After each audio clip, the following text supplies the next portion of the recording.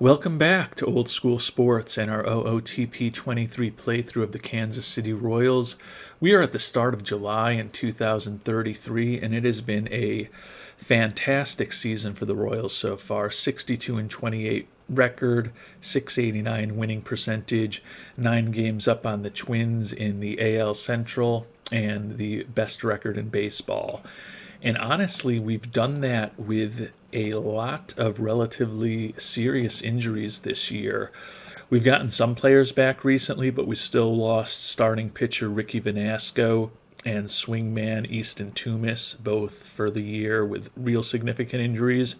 And right now, probably our two best offensive players, Bobby Whit Jr. and Alex Vasquez, are on the IL, along with the young outfielder Ishmael Zavala, who's had 2 stints on the IL already here in his rookie season.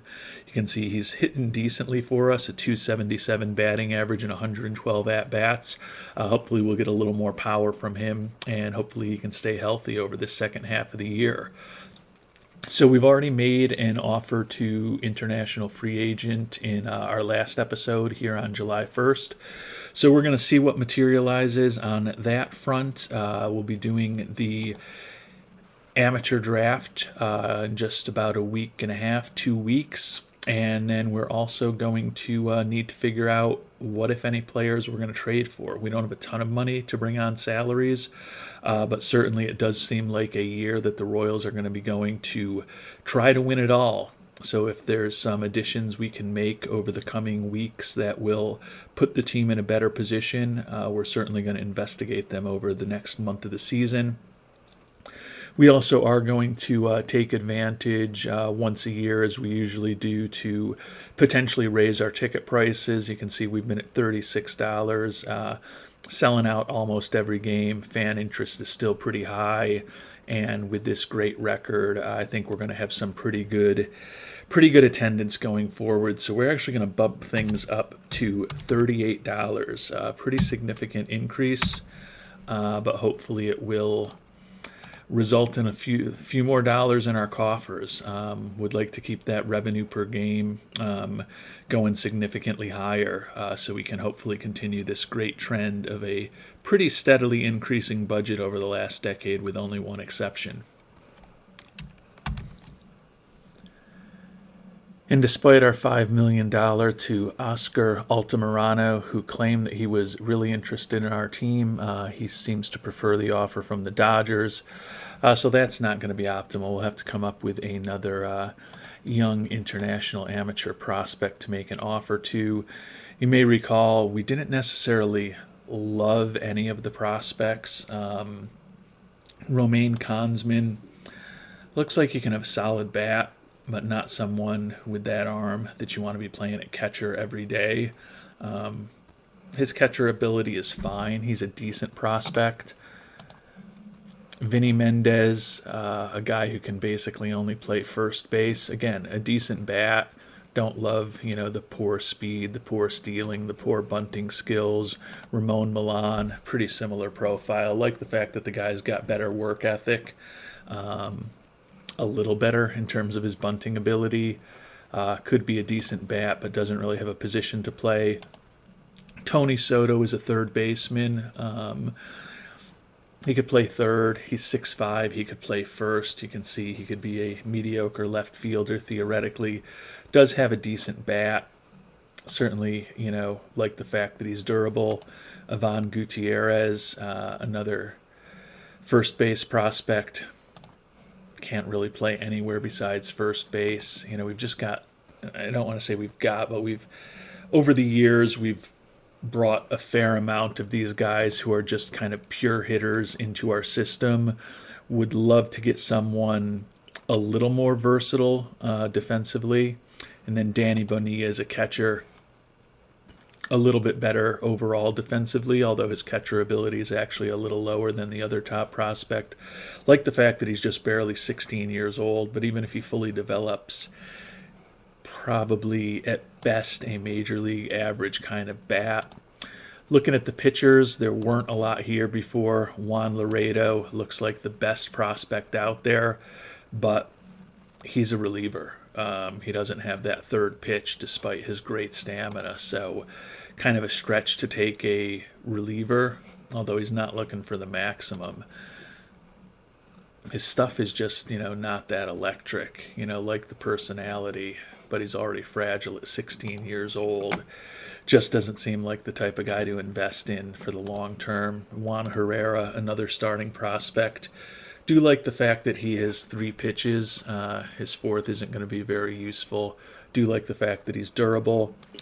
But best case scenario, he's a 5th starter. Just not all that exciting. So I think we're going to go back to the batters. I'm just not all that thrilled with anybody here. I kind of like Tony Soto, though, just because he can actually play some other defensive positions. He's durable. And his bat, I don't think is quite as good as some of those guys that are just pure first basemen. But if, the contact develops close to a 70 and the home run power develops close to a 70, he's going to be a useful bat who can at least play a respectable third base, first base, and left field for us. You could put him in right if you needed to with that good arm, but his range certainly isn't great. Don't love the prospects out there, but we've got the money set aside. We'll try to bring somebody on board. Giants have already offered him a contract that he likes, so let's see if he'll potentially accept a $5 million offer from the Royals. And let's see what the All-Star team potentially looks like. How many Royals with this 63-29 start are going to make the team?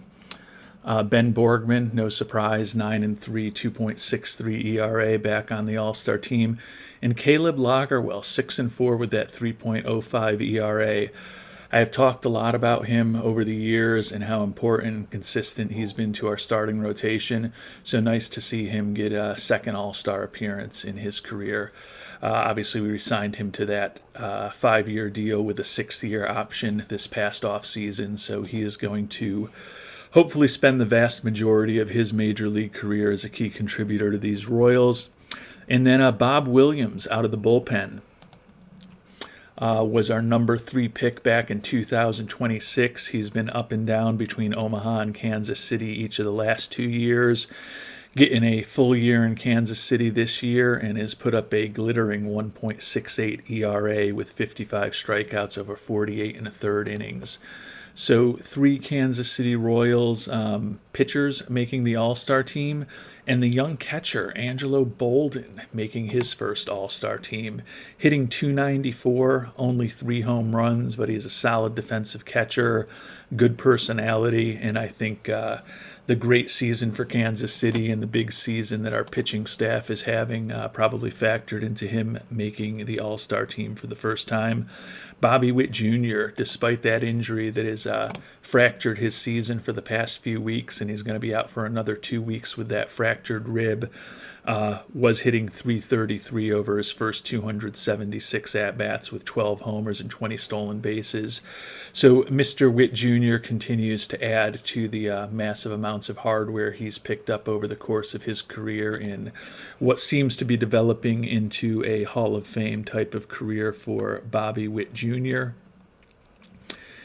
And last but not least, the other big-name player for the Royals who's on the injured list right now, Alex Vasquez, even though he's missed the last couple weeks and has another 2 to 3 weeks out, did hit .313 over his first 278 at-bats with 21 doubles and 11 homers, 148 OPS plus, and a 2.3 WAR already. So Vasquez, the 26-year-old left fielder / first baseman, continues to add to the hardware he's picked up in his career.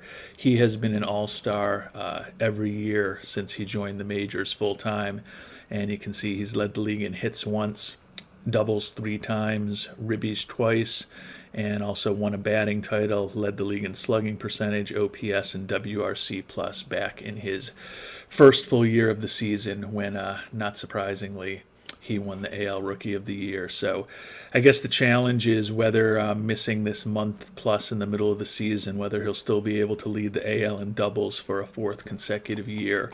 Probably will be unlikely unless he has a huge second half of the season. but 6 All-Stars for the Royals this year. So pretty good representation, especially given some of the injury issues that we've had. Was a little concerned that some of those big guys like Vasquez or Whit Jr. might kind of get ignored because they did end up missing, the last 2 to 3 weeks with those injuries.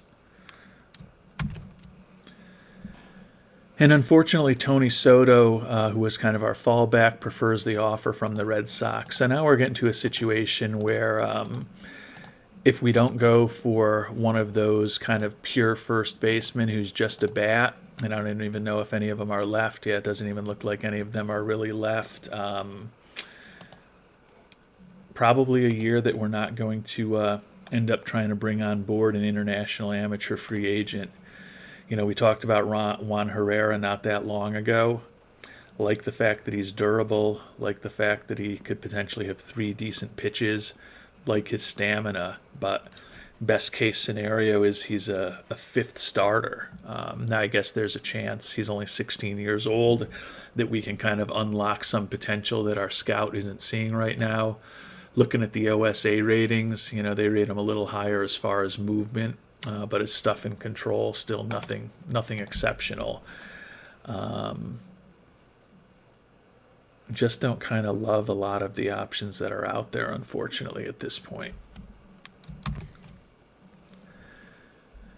I think it's probably unlikely that we're going to be able to sign him for the $3 million that he's supposedly demanding.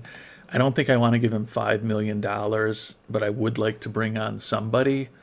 So I guess I am going to make an offer to Juan Herrera. Actually, he's saying he's looking for more than that already. He's looking for $4.28 million. I'm going to do a little experimenting, offer him a little less than he's looking for. Says he's not sold on the Blue Jays. Go ahead and see what happens. Probably a little bit of a kind of waste of money, but once I've kind of budgeted for it, I like to spend it on somebody and at least get a lottery ticket that maybe becomes a useful major league player 5-10 years down the line. And Juan Herrera, looking for more money also. Starting to think it's just going to be a year where we don't do much with the international amateur free agents. You can see Herrera and Juan Salazar, who going to be a borderline reliever in the majors in a best case scenario, are the only pitchers left, and not too much on the batting side either. Victor Herrera, shortstop. Not really a shortstop. You could play him at third if you had to, but at best is going to have an average major league bat. And then Victor Medina, center fielder. Don't hate his profile. Not a great defensive center fielder, but has good enough range that you could play him out there. Could also obviously play him in left or right. Like the fact that he's got a little bit of speed, that will team well with the gap power, and he could be kind of an average-ish contact and home run power. Like the fact that he's durable. I don't love the fact that he's looking for $5 million, though.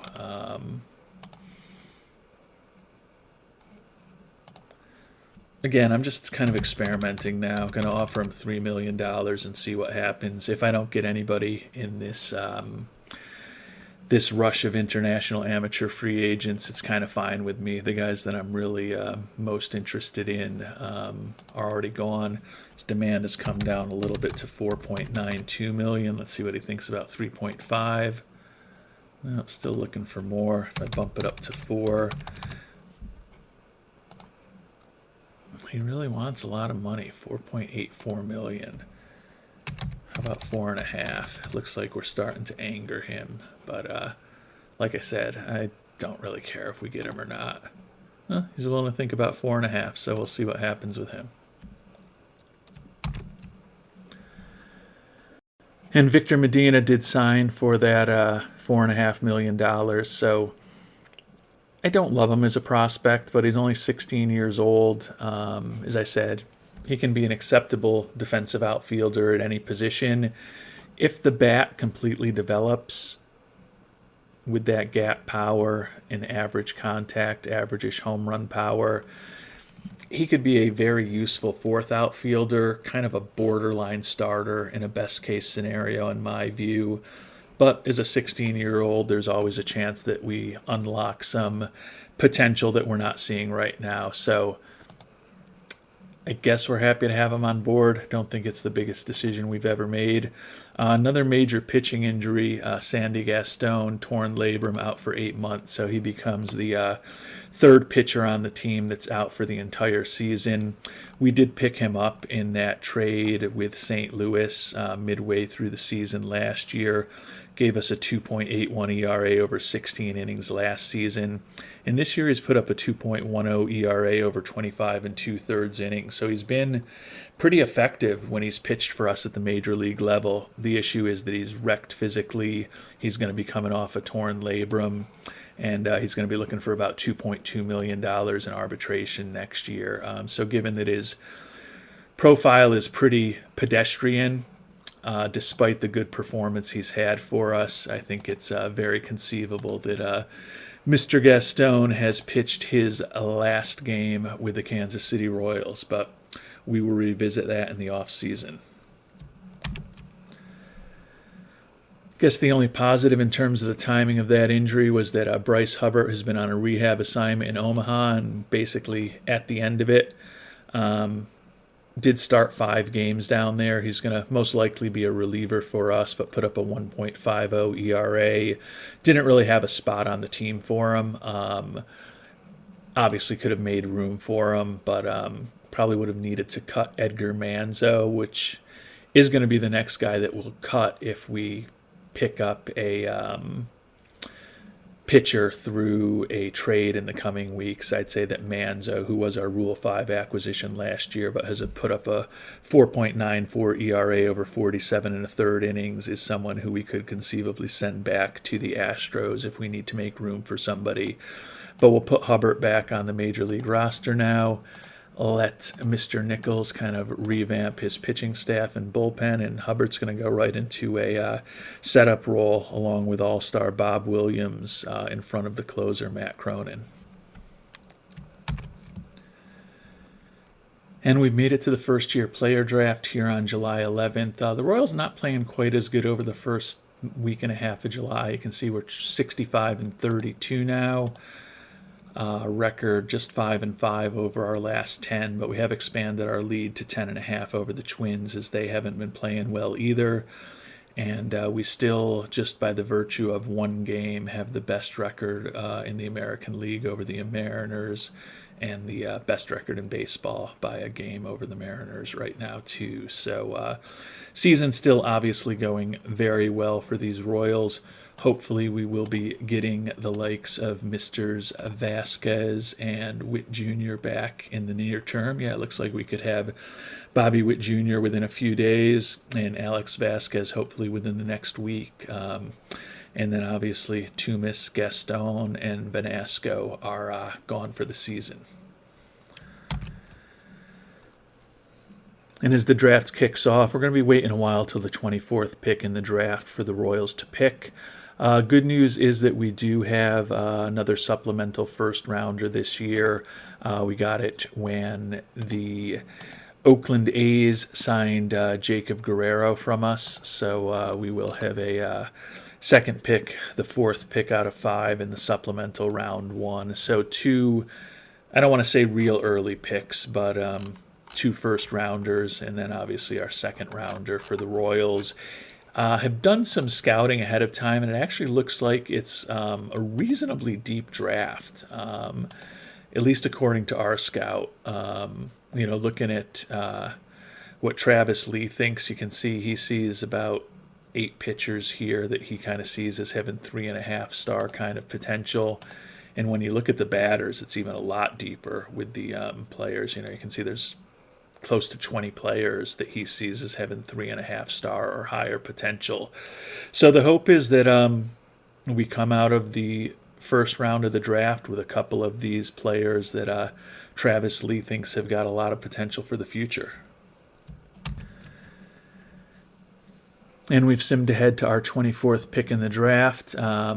Before we look and see who Travis Lee suggests, we'll take a look at a couple of the, at least according to the Stars, top-rated players out there. And you can see a lot of catchers out there. Jaden Hofer, really nice catcher ability. Not a great arm, but, with that really good catcher ability would certainly live with a slightly below average arm.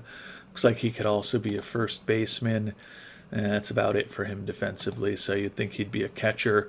Looks like he potentially could have a plus bat, so not the worst prospect in the world.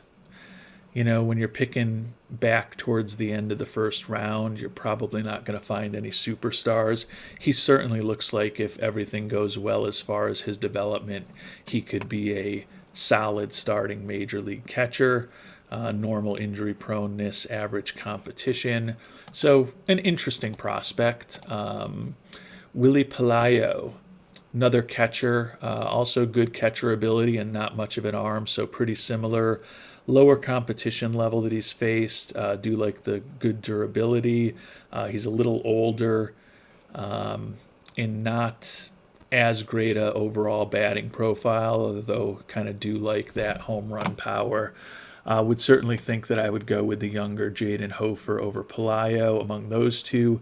Third catcher out there, Raul Bazardo. Respectable defensively, like the good work ethic, like the durability.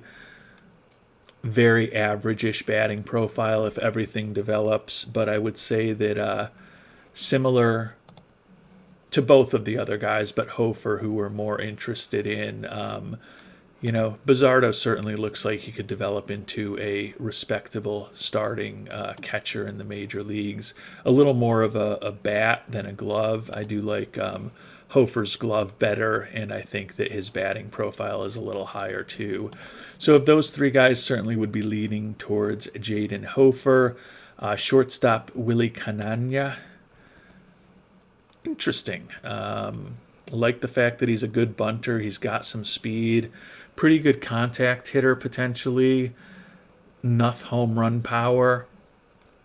Interesting defensive profile. He's listed as a shortstop.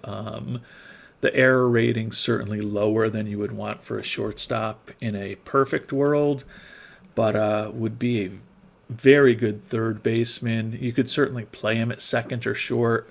He's 6'5", so you could play him at first. And he really looks like you could probably play him anywhere on the field. You wouldn't love to play him at center field, and you wouldn't love to play him at shortstop. But a pretty versatile player defensively. He's faced average competition. Like the bat, he's 18 years old, 8 days. How does that compare with Hofer's age? I know he's 17, too. So he's, 4 months younger. Jaden Hofer is 4 months younger than Cananya. Dave Valdez is the other player that our scout thinks has 3.5 star potential. A little bit more solid glove, like the good work ethic. A little bit of an older high school player. He's committed to Clemson, but almost 19 years old already. Looks like a respectable major league bat if everything works out, which with that glove would still be a pretty useful player. Actually kind of interesting. You like to find a shortstop, or I like to find a shortstop with a little bit of pop in the bat, and that home run power that could get up to a 60 is interesting. So I kind of like Hofer. I like Cananya, like Valdez. Haven't looked at the pitchers yet. Let's see what's out there. Jose Carranza, 18-year-old,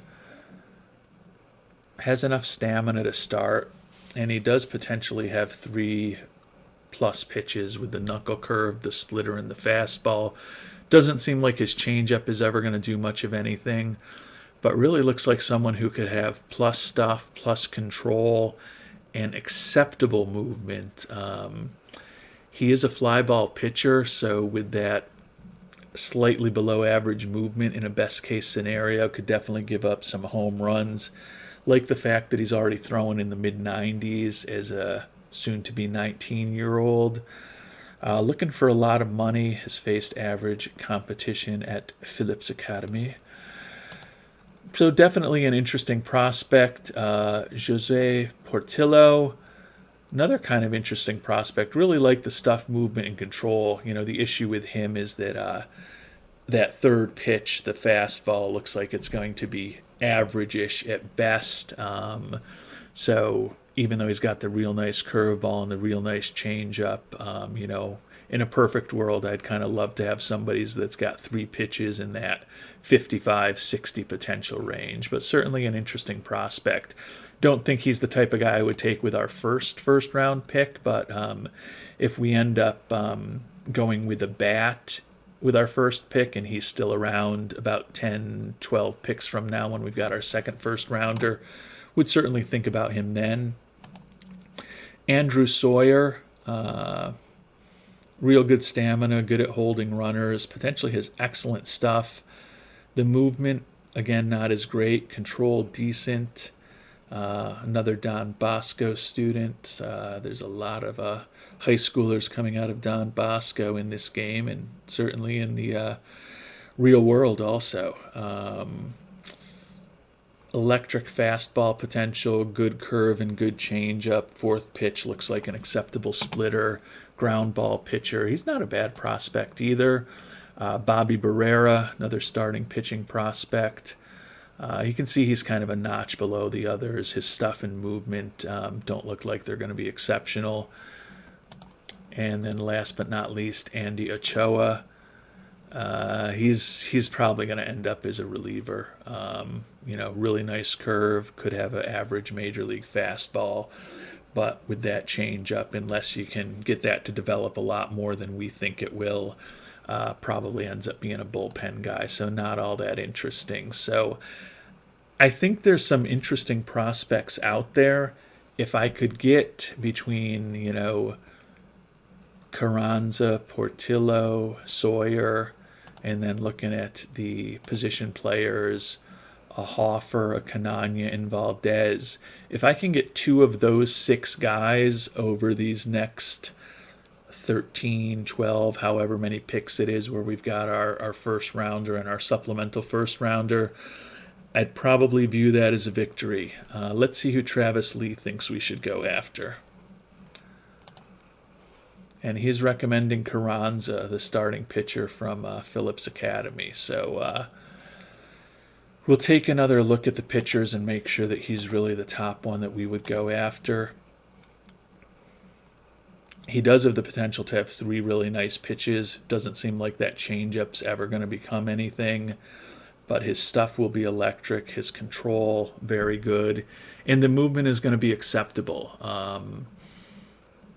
He'll give up some home runs, but playing in Kauffman Stadium, probably not the end of the world. A pretty big park. Portillo, I don't love the fact that that third pitch is just not going to be all that good. Sawyer, I'm a little more intrigued by because he does have 3 pitches that could be plus pitches. So I would say, Carranza is definitely the pitcher that I like the most. I don't love the fact that he's going to be looking for significantly more than slot, but we can probably make that up with players that we take in the later rounds if we do end up going with Carranza. But before we decide on that, I just want to take another look at Dave Valdez.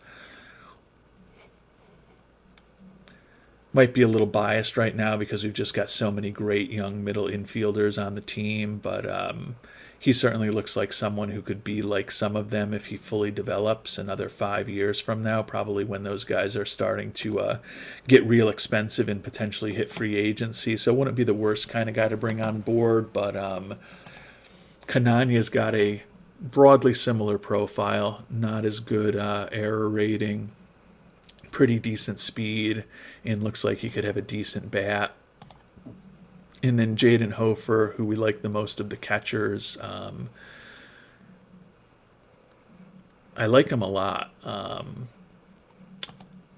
But I do feel that we've neglected pitching a bit. at least at the minor league level. Or I don't know if we've neglected it in terms of drafting, but in terms of developing young players, I feel like we've obviously got a huge wave of young talent that's hit the major league roster this year that's doing an awesome job. And when I look through our minor league system, I see some more decent bats that are kind of on the way in the coming years. You can see our system ranks third overall, but looking at our top prospects kind of confirms that. Dan Keow is a pitcher who's the 136th prospect in baseball, but he's 22 years old, and we just finally moved him up to single A for the first time. He just hadn't been looking ready for it. Although, honestly, he performed well enough last year that we probably could have moved him up at the beginning of the year. He certainly profiles, if everything develops, as a solid major league starter.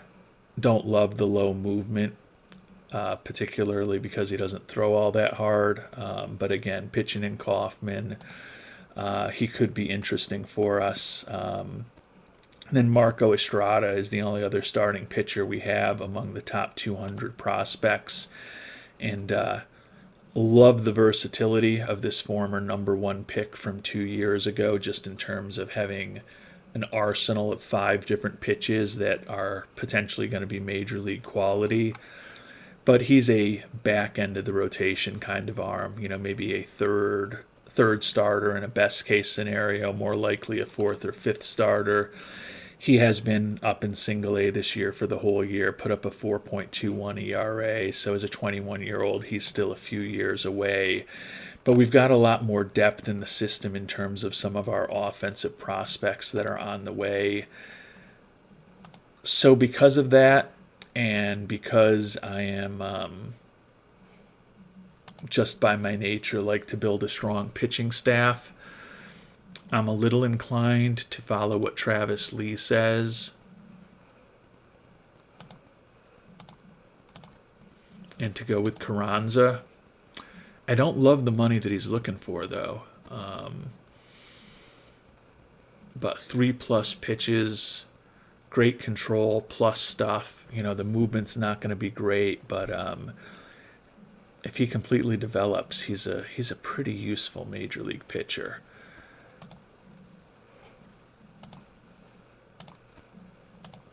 And I really like Jaden Hofer, though, as a catcher prospect, but I think I'm always going to, and I like the fact that he's just kind of looking for slot. That'll save us a little more money where we can maybe get a little more creative with our second first-round pick or our second-round pick, or if somebody kind of drops. But I'd love it if a Hofer, a Canania, or a Valdez are still around when our next pick comes up. I would view that as a win. But right now we're going to follow what Travis Lee suggests, and we are going to make the starting pitcher Jose Carranza, even though he's almost 19 years old.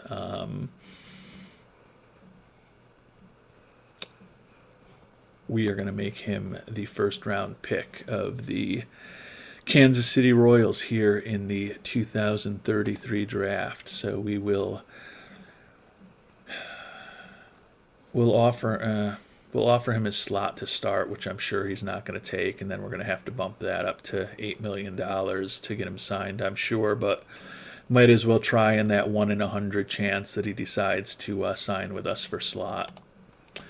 And we will move on to our supplemental first-round pick and see who's still available. Sawyer, among the pitchers, who was our second choice, popped off the board, so that is not optimal. Let's take a look at the batters that are left. And the catcher that we like the most is gone, not surprisingly, but Canania and Valdez are both there. So now we've got in my view, an interesting decision to make among those 2 young shortstops, but let's see what Travis Lee thinks we should do. He's bulled up on the catchers. Willie Pelayo was kind of a poor man's version of the other catcher we were looking at. Not quite as good catcher ability, not quite as good arm, not quite as good a batting profile. Do like the fact that he's durable. Don't love the lack of speed. I think I'm going to overrule what Travis Lee is asking us to do right now, and I think I've got to figure out whether it's going to be Willie Canania or Dave Valdez. Canania's faced average competition, normal injury proneness, just turned 18, as we talked about earlier. Not really a shortstop, but can play any position on the field except for shortstop and center field, and kind of be a pretty good defensive player at any position. And, like the contact, like the good gap power with that speed, acceptable home run hitter. He could definitely be a useful middle infielder, useful second baseman, useful third baseman. He is definitely in the mix. And Dave Valdez, a little older at 18 years, 262 days, also faced average competition, also normal injury proneness. Like his defensive profile a little better, I think. 65, 60, 70, 60. 65, 60, 70, 60. Yeah, so he's a better error rating and a better arm.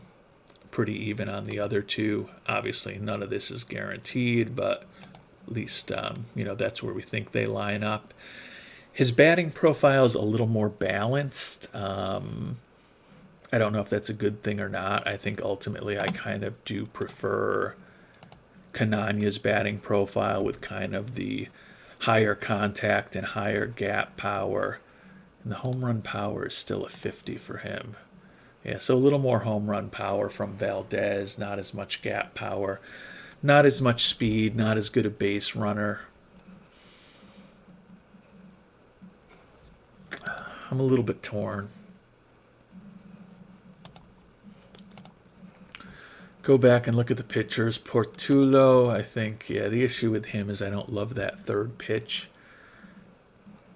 But he's not a horrible prospect. He is looking for a lot of money, though, given that we're already going to be over slot with our first pick. Probably move on from him. Ochoa, I mentioned, is a reliever. Bobby Barrera, just not as good as the others. So we are going to be taking one of the position players.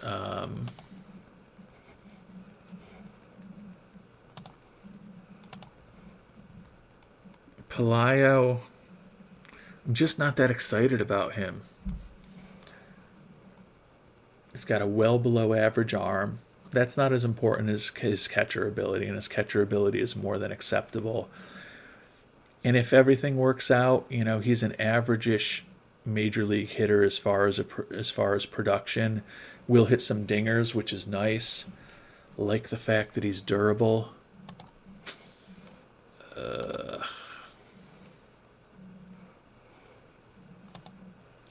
See who Travis Lee recommends among the shortstops. And he says Canania over Valdez. I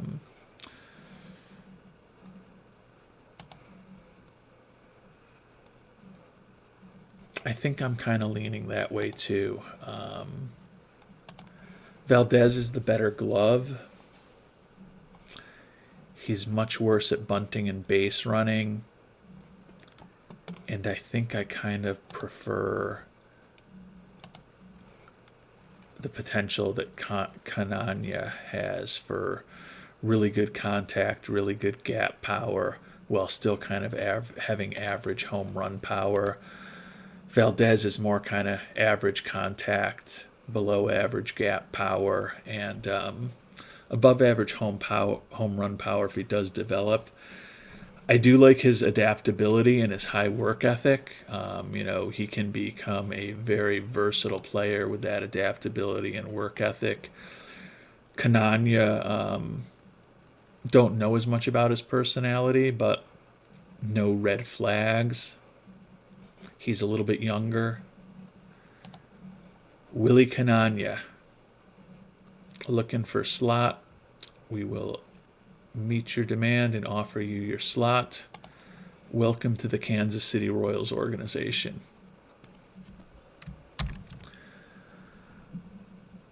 So I kind of like our first two picks. I can't say I love them, but given who was on the board when we were picking at 24th and then 37th or wherever we just picked, I don't think we did all that bad to bring on a potential frontline starter and a potential really good defensive infielder who looks like he could have a plus bat. I don't think we're going to have any of the players that we've been talking about when we come around in about another 30 picks with our second round pick, but let's see what's available. Catcher Raul Bazardo, who we've talked about, is still there. He's the definition of average. Love the high work ethic. Love the durability. If his catcher ability was a 60 instead of a 50, I'd be all over him. Given that I'm so reliant on pitching, I really like to have a guy with plus catcher ability to kind of help those pitchers. If he had a 60 catcher ability with that work ethic and this profile that looks like he could be a maybe slightly above average, probably closer to average major league hitter with a better catcher ability, he'd be a real interesting prospect here in the second round. Still maybe. Pitcher-wise, Bobby Barrera still out there. Not a horrible prospect for at this point in the draft. He's not even 18 years old yet. He's faced average competition. He potentially can have 3 pitches, although the slider and the cutter aren't going to be that great. The fastball could be a plus fastball. His stuff is only going to be average. His control could be above average. His movement's going to be a little below average. Don't love him, but as a second round pick, always looking to add pitchers with some potential. He could be interesting. Let's see what Travis Lee says. And Travis Lee, interesting, says to go with the catcher, Bazardo. Like I talked about, I don't hate him. I just wish he was a little better defensively. I never want to have a 50 guy as my starting catcher. Honestly, I don't love having a guy with a 50 catcher ability as my backup catcher. But he does potentially have a useful enough major league bat that you wouldn't mind him as a backup catcher. I wouldn't love starting him every day with that catcher ability. Doesn't look like you can really play him anywhere else. I mean, you could play him at first base. You could play him at third base if you really wanted to, but that would be pretty ugly. I don't love him, so I'm going to spend a little time digging through a lot of these other prospects and let you know if I come up with someone who I think is a more interesting prospect. And I think with this second round pick, we're going to go with a guy we've talked about before, but with a different angle. We had looked at Bobby Barrera as a starting pitcher, but he's really got a pretty interesting batting profile. He's got a very interesting batting profile. Now, the issue is that, you look at his batting potential, 70 contact potential, 70 gap power, 60 power, 60 I, 55 avoid Ks. No concerns at all with that, especially for a second round pick. The issue is he's really a pure DH. You could play him in left field if we had to. It's kind of interesting that a pitching prospect is only being viewed as having a 35 outfield arm. I guess you could play him at first base or third base. You definitely wouldn't feel great about it. So he's almost a pure DH, and it's kind of funny that I was just talking about how much I dislike those guys when we were looking at international amateur free agents of just guys who are just bats, but is a late second round pick. He's kind of the most interesting offensive profile out of anybody out there, which I'll show you here. When you look at the batting potential, all players, Juan Gutierrez, Bobby Barrera, Nate Beavers stand out, but Barrera's profile is just kind of very consistent and strong across everything, as opposed to those other guys who aren't as good as power in eye. He's also got more speed than them, although he's not a particularly good base runner. I don't love the fact that he doesn't really have a defensive position to play. And I don't think he ultimately is going to develop as a pitcher. But there's enough there as a pitcher that I'm going to use him as a two-way player in the minors, I think, which is something I very rarely do. Even, normally if I pick a player, a pitcher particularly, that has these kind of potential batting ratings, I would just move them immediately to be a full-time offensive player. But I think there is enough potential here that he could be a useful-ish major league pitcher, in addition to hopefully a more than useful major league bat if he completely developed. He's not even 18 years old yet. If he just doesn't move along as a pitcher, we could 3 or 4 years from now just turn him into a full-time offensive player. But I think we're going to bring Bobby Barrera on board with the thought that ultimately he's probably a first baseman, left fielder, or designated hitter for us, particularly if that batting profile develops as we believe it could. But I think there's enough there on the pitching front that if we catch lightning in the bottle with him, he could be a useful two-way player at the major league level. So we are going to go ahead and draft Bobby Barrera against the better advice of Travis Lee. And we've now moved on to the third round. The scouting director is recommending catcher Nicholas Proctor, Canadian. Don't love the personality, kind of below average ability and arm. Does look like he could have an interesting bat, particularly for a catcher. Has faced a pretty poor competition level playing baseball there up in Canada. I tend to think I can probably find someone a little more interesting than him. But the bat is not entirely unintriguing to me. All right, here in the third round, looking at a few pitchers, a couple relievers. Amir Brown, two-pitch guy, so he's a reliever. Has faced good competition level. 18 years old. If he fully develops, profiles as a pretty useful right-handed arm out of the bullpen. Probably not a closer, but could definitely be a above-average reliever out of the bullpen. Daverin Cone, I think, has a broadly similar profile. He's a lefty arm, like the durability, only average competition level. But again, 2+ pitches adds up to someone with good stuff, good control, acceptable movement. They're both potentially useful pitchers. Would prefer not to go for a reliever this early, which leaves me with Orlando Flores. Looking at his stuff control and movement, not as good as those two relievers. But he does potentially have 3 pitches if his fastball, curve, and circle change all develop. He's got the stamina to start.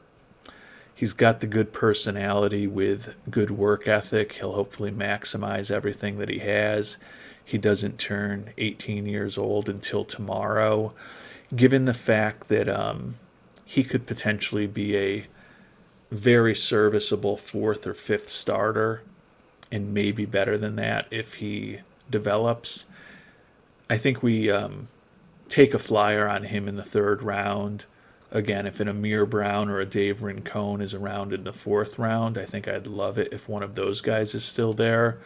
But right now, I think I want to go with the guy who I think could be a starting pitcher, a back end of the rotation starter, but could be a major league starter. So we're going to go ahead and pick Orlando Flores here with our 3rd round pick here, our 4th pick overall in this 2033 amateur draft.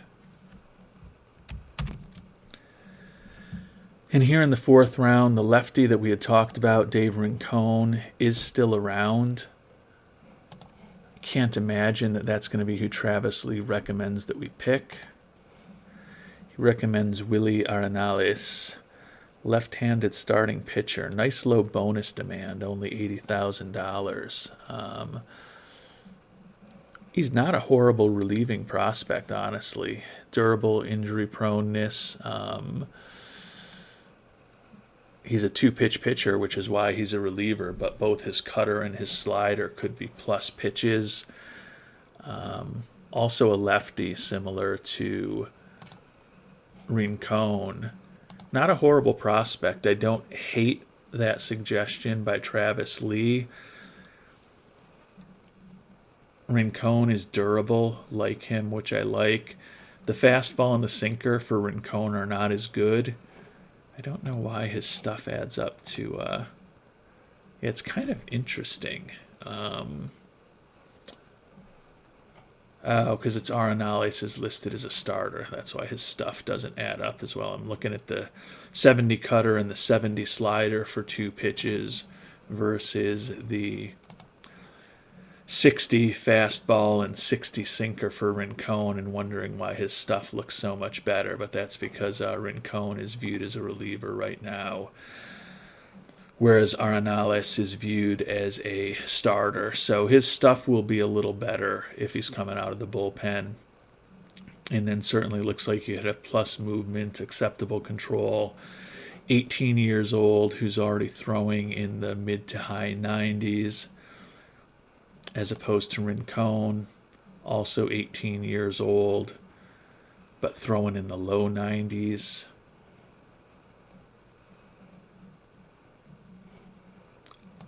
I think Travis Lee has this one right. Arenales is definitely not a starter, but they're both lefties. They're both durable. And I think there's potentially a little more upside with Arenales, with those two pitches that could be better and the fact that he throws harder. And I love the fact that his bonus demand is really low. So we're going to go ahead and meet that low bonus demand for Arenales here in the fourth round and bring a potential, hopefully future lefty specialist onto the team. Let's just see. Yeah, he looks a little better against lefties than against righties right now. Hopefully the potential will develop that way, and he can be an effective left-handed arm out of the bullpen for us down the line. And we made it to the fifth round. You can see our buddy Rincon is still out there. Travis Lee suggesting we go back to the catcher, Nicholas Proctor, that he recommended a couple rounds ago. As I've talked about, don't love the lack of defensive ability. Don't love the personality. His bonus demand is also getting kind of high at this point. I think that's kind of the issue with Rincon now at this point, too. Looking for $750,000 here in the fifth round.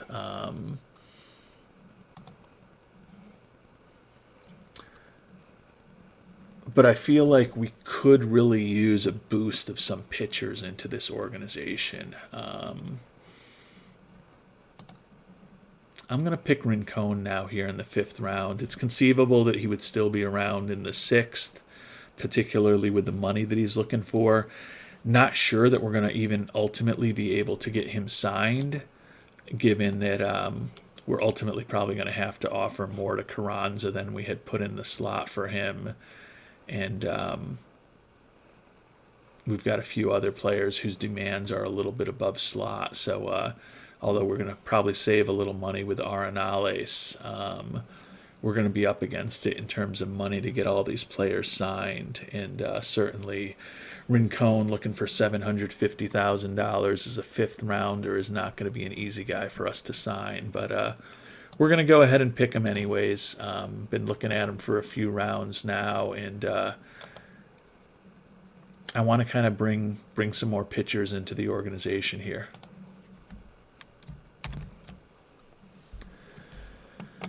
Sixth round now, and Vito Gallardo is the recommendation from Travis Lee. You can see a very average-ish defensive profile for an infielder. You could play him at second or third. You wouldn't feel great about it. A little short to be a first baseman. Could play him in left or right. Just not much of a bat, though. Not really all excited about him as a prospect. Obviously, unlikely we're going to be finding a future major league star here in the 6th round. The only 3-star potential prospects left are Tony Barrera, the starting pitcher. I think we talked about him not that long ago. Durable injury proneness. I don't love the fact that if that changeup doesn't, even if that changeup fully develops, a 40 level pitch for a third pitch is very borderline for a starter. So he might end up being a bullpen guy, but not a horrible prospect. And then Aaron Kay is a guy who I haven't talked about. I have looked at him. The issue is just that his control is such a potential disaster. I mean, it looks like he can have an excellent fastball and a incredible slider, so his stuff is going to be off the charts as a reliever. Acceptable movement. Just doesn't know where those pitches are going to go.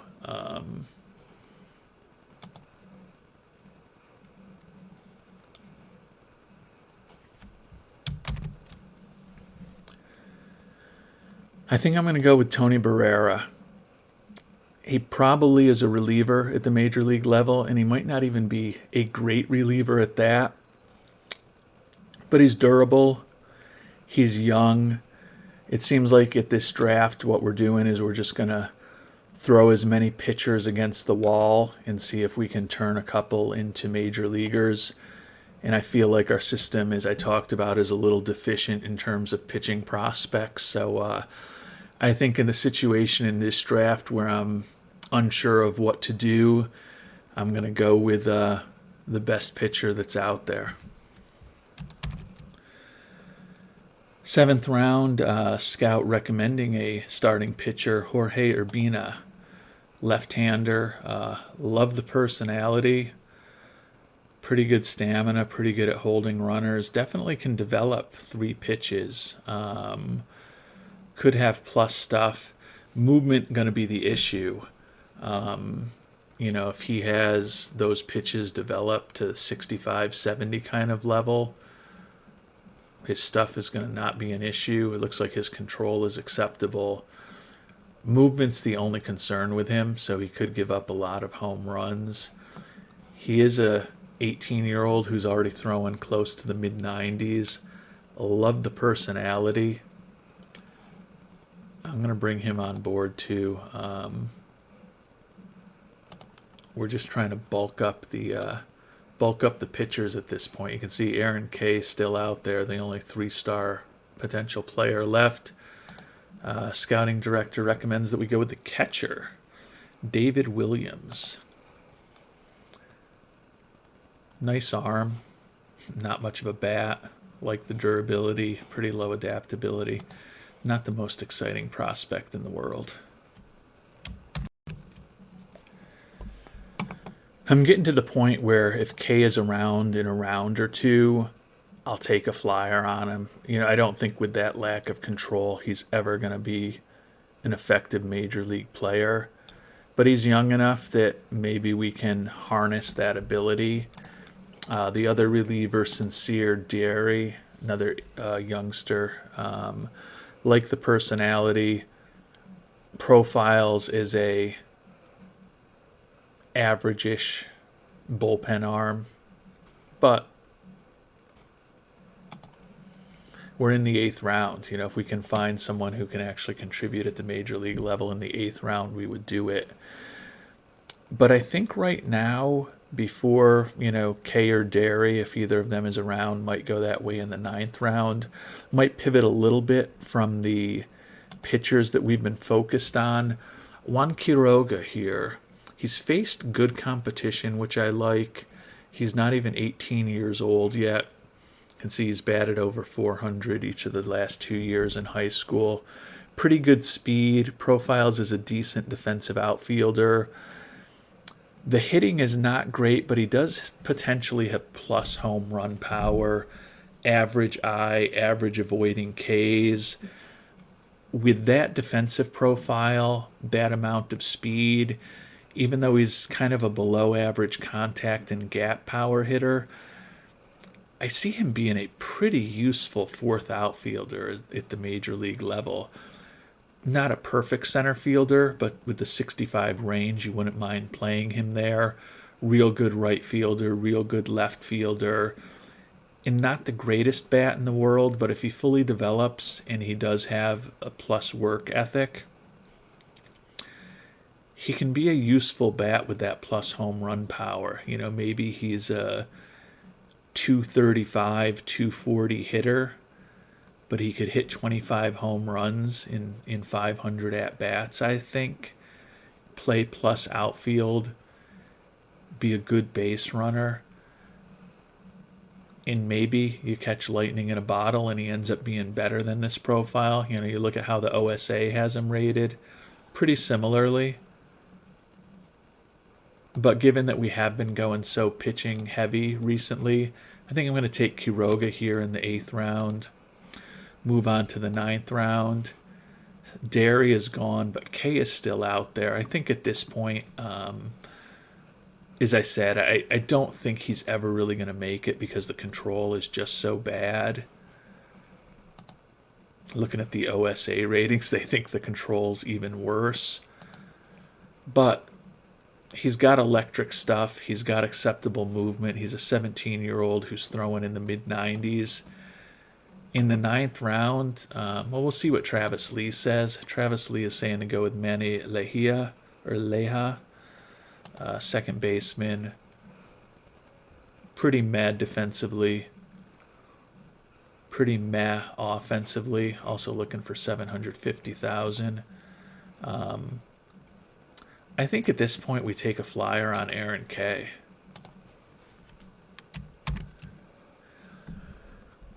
And we've moved on to the 10th round now, kind of going a little deeper than I usually do in these episodes in terms of the draft. But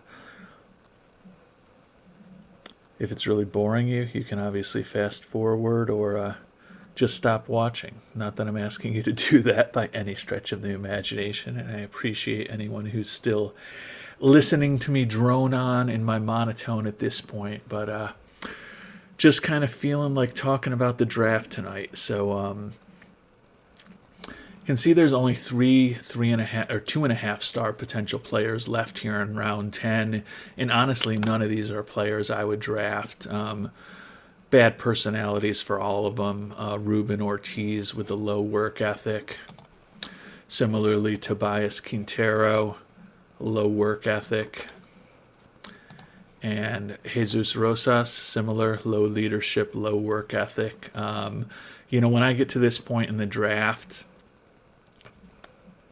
unless I see someone who just clearly has potential to be a major league player, I'm almost looking for personality more than anything. I just don't want people who are going to potentially negatively influence other people in my minor league system on my roster. So when I'm still drafting this deep in the draft as opposed to potentially turning it over to the auto draft, I'm never going to touch a guy with any personality quirks, you know, except possibly in the first couple of rounds. If a player has just got incredible tools, I might be willing to bring on someone with a questionable personality. But at this point in the draft, there's just no way I'm going to do it. Travis Lee recommends that we go with Jesus Miramontes, another starting pitcher, so you know I'm going to be tempted. 6'6", 205 pounds, 19-year-old coming out of high school. Like the work ethic. He's a reliever. Like the durability. Hard to see him being a major league player, quite honestly. But, you know, with that good work ethic, wouldn't be the worst guy to have in our system. I'm going to take a little bit of time just looking at some of the other prospects, but I wouldn't hate bringing on someone like Miramontes here in the 10th round. The other thing I am looking for here in the late rounds is just someone who's got potential to be an interesting player. And you can see there's actually a few players out there that still have pretty decent contact and gap power potential. None of them have much home run power potential until you get down here to right fielder Rodolfo Mendoza. He's a left fielder or right fielder, and he's a average-ish major league bat if he completely develops. So, you know, he's a fifth outfielder if he completely develops, but that has some value for a 10th round pick. Jaden Sims, center fielder, incredibly versatile defensive player. Could play right field okay. Could play left okay. See, he can play a lot of infield positions. His error ratings aren't great. You could definitely play him at third. He's got a lot of defensive versatility. Now, he's not great anywhere. He's got a little bit of speed. Could be plus contact, plus gap power. Not going to strike out much. Not a horrible prospect. And as I said, certainly stands out as the best contact power, as good gap power as anyone else who's available. And pretty hard to strike out in the context of, you know, the players that are out there. So not a horrible profile. Tashkilat Ruslev. Not dissimilar overall offensive profile. Looking for a lot of money for a guy this late in the draft. Although Sims actually is looking for $1 million. I hadn't noticed that, so that makes him somewhat less interesting to me. Ruben Ortiz, center fielder, has got the most power potential out of anybody left. Oof, really don't like that personality, though.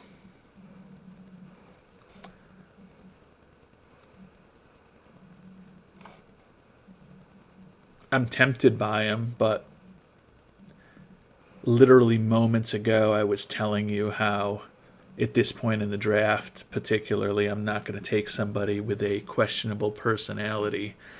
And here I am looking at Ruben Ortiz. See if pitching potential. I don't think there's too much left out there. Dave Thompson. Good personality. Has no clue where those balls are going to go when he's throwing them, though.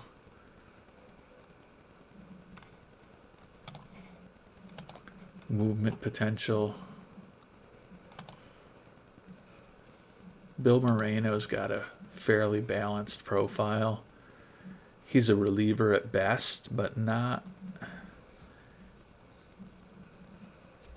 a horrible profile. Could have a plus fastball and a plus slider. And he's listed as a starting pitcher, so his stuff would be a little better. He's not a horrible prospect.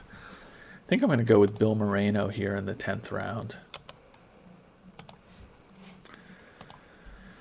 And in the 11th round here, Travis Lee recommends we go with Tobias Quintero, who we talked about not that long ago. Again, don't love the personality. Do like the defensive versatility there, but a guy with low work ethic who, in a best-case scenario, is going to be a below-average offensive player. Just not worth having somebody like that in my system to me. Kind of at the point now here in the 11th round where I'm even just looking for players with some interesting traits defensively. And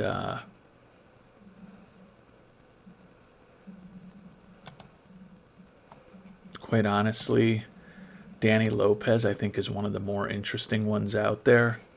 Not a bad personality. He's got good work ethic, got good loyalty, although he wants to get paid. Interesting player defensively, can certainly play any outfield position. And in terms of his range, error in his arm, he could play any infield position. The issue is he's left-handed thrower, so he just can't pivot to turn the double play. So really would only want to play him at first base, but he's got defensive versatility. Looks like he could be a acceptable bat, except for the home run power. But with that good work ethic at this point in the draft, 21-year-old out of Stanford, happy to bring him on board. Probably won't go into the details with any more draft picks after this next one. Still back to Jesus Miramontes, the starting pitcher. Talked about him not that long ago. I don't think he's going to make it, but he'll be better as a reliever than he is as a starter, which will bump up his stuff a little bit. Good work ethic, low greed, like the durability. I'm kind of glad. I'd kind of forgotten about him. He was recommended a couple picks ago, but we'll go ahead and draft Miramontes here in the 12th round. And we spared you the gory details of those final 10 or so rounds of the draft. You can see 66 and 33 now, so not playing as well still, winning percentage down to 2 out of every 3, but still up 10 on the Twins. We're playing basically 500 ball this month, taking a look at the team statistics. Actually worse than that, 4 and 5. We've got a losing record here in July so far. Fourth in the AL in runs scored, but first in the AL in runs allowed at this point. So despite losing 3 pitchers to season-ending injuries already, the pitching staff is holding up pretty well. Good news also in that Bobby Whit Jr. is eligible to come back onto the roster today. He's been out for about 5 weeks. Yeah, close to 5 weeks since June 8th. I don't know that I'm going to send him for a rehab assignment, but he's definitely on the borderline where he could use a day or two to kind of shake off that rust, but would also love to kind of get his bat right back into the major league lineup. The player to send down is either going to be Nazir Muley, backup outfielder who's hitting just 207 in 145 at-bats for us this year, or Aiden Harris, who we have brought up and down a couple times this year, hitting 364 in 33 at-bats. Pretty versatile defensive player, not kind of great anywhere, although you can see he's a pretty solid first baseman. Profiles as an average-ish major league bat. You can see he's only been up 13 days total. He has taken over as first baseman for Juan Palomares since he came up. Now, when we bring Bobby Whit Jr. up, that's going to adjust things, and presumably Harris will fall out of the lineup.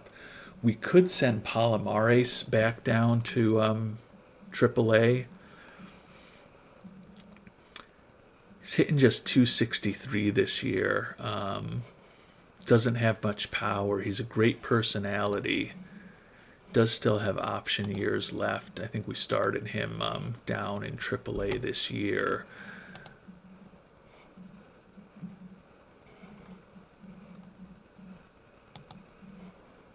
I almost think we keep up Aiden Harris. He's a little better defensively. He's more of a balanced offensive profile, and he's certainly hit well since he's been here, but he was hitting only 232 in Omaha, so there's no guarantees that he's going to do a ton for us. But I think we're getting close to the point where we might be done with Palomares, so we're going to send him down to Omaha, bring Bobby Whit Jr. back up, and see what the lineups look like now. You can see we're still playing Aiden Harris at first base against both lefties and righties. Now, it's certainly going to be different in a few days when we get, hopefully, Alex Vasquez back. That's really going to change things, and that may be when Aiden Harris goes down or Nazir Muley has to be waived and DFA'd. We'll have a maybe slightly more difficult decision then when we get to the point where Vasquez is going to be coming back up. The other issue with Vasquez coming back up is that obviously Bobby Whit Jr. and Vasquez are going to be in the lineup. Right now we have Tony Fonseca, Aragetto Lazioli, and Willie Flores all in the starting lineup. We may not be able to get all three of them into the starting lineup once Alex Vasquez is back. And then we're going to have to decide with somebody like Flores, is he better off getting regular playing time in Omaha than being a bench player here in AAA or at the major league level. Rich Alvarado is the other one of the young guys who we haven't been able to get consistent playing time for. You can see we played 99 games. I guess he's still started 54 of them, so he's gotten some PT, hitting 271 over those 214 at-bats. He's getting enough playing time. You know, the number 96 prospect in baseball. Would actually like to see him playing more regularly. I think if we send Harris down, there is a chance that Alvarado might move into the starting lineup, at least against left-handers. So we'll make those decisions in the next couple of days, hopefully once Vasquez is ready to come back from that strained ab. Actually, it looks like he's still out for another week at this point. Not surprisingly, our first-round draft pick, Jose Carranza, who we offered Slot to, he was looking for about $8 million. Slot was about $5.5-ish million, I think. So he's not happy with that offer. Yeah, we offered him Slot, which was 5.4. He's looking for 8. Issue is that we don't have the ability to offer him the full 8. Right now, 6.915 is all we have. So that's not optimal. Let's see if ownership allows us to exceed things a little bit. Yeah, over the draft budget. So we're still going to be able to get Carranza signed, hopefully, for that $8 million. You can see that we've made for Bobby Barrera, Orlando Flores, and Dave Rincon. We've made offers to them which were above Slot but were below their demands. Odds are all of those players are going to refuse those offers, which will open up enough money for us that we can at least get our number 1 pick signed with Carranza, and then kind of figure out what to do with those other 3 guys. Hopefully can still get most, if not all of them signed. The other option we will have as we get closer to the trade deadline is to trade away a little bit of salary to maybe open up some a little more flexibility with ownership in terms of potentially going over Slot a little bit with some of those other players. I don't know whether that'll really happen or not, but I guess what we could do, I did talk about the fact that Sandygastone is probably done with us. I don't see us exercising that option. We could look to trade him away, which I think would save a little bit of money, although actually with him being on the 60-day IL, I can't remember whether that's still factoring into our money that's available or not. I know we're obviously still paying him the money because they're guaranteed contracts, but I'm not sure how that stands as far as the financials of the game. But let's at least see. I don't think we're going to get much of anything for a guy who's going to be injured for the rest of the year, and they're just he's just an arbitration play for somebody. Yeah, Angel Sanchez is the only offer out there. He's on a minimum contract. He could be a useful-ish arm for us. Does he have any? He does have option years left, too. I might make that trade. I think it'll save us a little bit of money because his number is a little lower.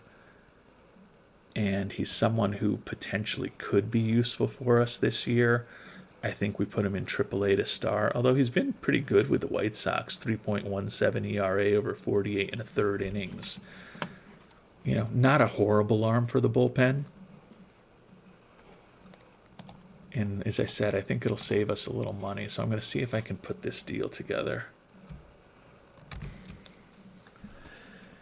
In addition to picking up Sanchez, we can get them to throw in $220,000, which is all they have. So that'll give us a little more flexibility to take on some contracts going forward as we get closer to the trade deadline. And as I said, maybe bringing on that money, especially getting a little bit of cash in return, will give us a little more flexibility to hopefully be able to get all of our draftees signed over the next couple of months.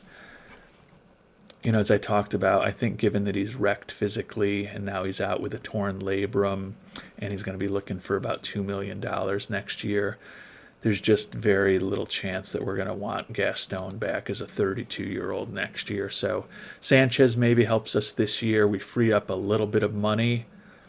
We get a little bit of cash. I think it makes sense.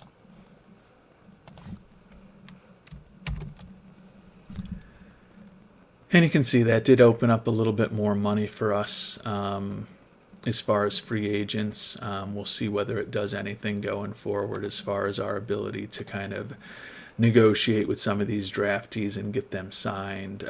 Looking at Carranza, yeah, you can see we've now got budget room left of $7.3 million. So the extra money that we did pick up gets us closer to being able to make an offer to him. But I am going to wait till we can make the full $8 million that meets his demand because this is our last shot at signing him most likely. Don't want to risk losing our number one draft pick. So I think that trade made a lot of sense. I think we were about ready to move on from Gastone anyways, as I talked about earlier in this episode. Gives us a little more money to play with to try to get these players signed and to also potentially take on some contract over the next couple of weeks as we also get closer to the trade deadline. And as expected, Bobby Barrera not happy with the offer that we made to him either. Now, he is a guy that we want to get signed. You may remember he was the second-round choice pitcher who also has a potentially really good batting profile who we want to use as a two-way player. So we definitely want to get him signed eventually. But with the fact that we don't have an offer outstanding to him now, that does give us budget room to offer the full $8 million to our number one pick, Jose Carranza. So we are going to go ahead and meet his demand and submit the offer to him. Want to make sure that we get Carranza signed first, and then we will deal with what we have to deal with to hopefully also get Barrera in fold over the next couple of months. And although he was not one of our 6 All-Stars this year after missing all of last season after we made a big trade for him, Dylan Cruz just won the Player of the Week award, hitting .458 last week. You can see for the year hitting .313 with 20 homers and 54 ribbies. So he is a really important part of this offense for the Royals and hopefully can continue to hit at that kind of pace over the second half of the season. And as I'm trying to just free up as many pennies as I can to ensure that we can get our draftees signed as well as also potentially make some trades for players, I'm going to see if there's any interest in Easton Tumis. I don't think there will be because he is headed for free agency after this year. Torn rotator cuff, out for 11 months. So he's not going to be back till well after next season has started. I can't imagine that just having, the ability to negotiate with an injured player like that after the season, having him in fold is going to be worth anything to anybody. I'm guessing that we're going to get offered if we get offered anything in return for him, it's going to be a real big and ugly contract, although we don't have veterans listed, so we might just not get any. Actually, you can see there are some people willing to bring him on board, so I think I'm gonna get rid of Tumis. I just don't see us making an offer to him, given that he's going to be missing at least the first month and a half of next year. And he's already making $4 million this year. He's been a useful player for us while we've had him. Picked him up in a trade with Colorado over 3 years ago at this point. And he's pitched solidly, 3.79 ERA, 390 ERA, 375 ERA, and a 4 ERA. You can see he started a couple games for us over that period of time. A pretty versatile player, but if we can get something for him right now and free up some money that will, as I said, help us sign our draftees and also help us hopefully bring on some players who can help this year. We're 69-35. We're in first place. We're going for it this year. If I can get anything for Tumis and get that contract off the books to open up some money, I think that's the right play for us right now. But I do have to be careful with what I'm going to take on for Tumis because there are people just looking to dump salary. I was kind of intrigued by Danny Sanchez, 26-year-old right fielder, making only $2.3 million. You can see he looks like he would be a upgrade offensively, certainly compared to Nazir Muley. He's put up a 113 OPS plus, 112 WRC plus over the course of his career. Not as good defensively in center field as Muley, but a much better bat. But the issue, as you can see, he's going to be making $6, $9, $11.5, and then $14.7 million the next few years. So a pretty horrible contract. If I could get the Twins to retain that contract, would love to bring him on board. But obviously they're not interested in that and have to give up one of the best prospects in our system to make it work. So always want to be careful because although that would free up some money this year and help us a little bit this year, I really don't want any part of that contract in the out years. And of the guys that are available, I'm kind of most intrigued by Dylan Lesko from the Astros. Certainly has really good stuff, nice fastball, nice slider. He's fragile physically. But over the course of his major league career, he's put up a 122 ERA plus and an 81 FIP minus with a 2.84 Sierra. He's been a pretty effective reliever. Making $2.1 million, going to be arbitration eligible next year. That'll improve our money. Also, get Tumis off the books and give us an actually, he would be arbitration eligible, I think, if we keep him at the major league level. I'd like to get them to keep more of his contract. Don't know if they'll go for that.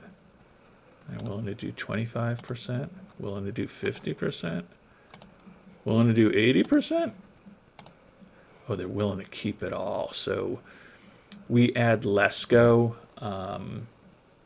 with no financial risk, get Tumis off of our books, add a guy that can help us this year, free up some money. I don't see any reason not to do that. I mean, now I'm going to get greedy and see if they'll throw in a little more money. I don't know if they have money to throw in or not, but yeah, they don't have enough cash to do that. Do they have any cash at all? Now, when we're asking them to throw in some cash, but no, that's because Morishita's in the deal. We actually don't need Morishita in the deal. How much cash can we potentially get them to add?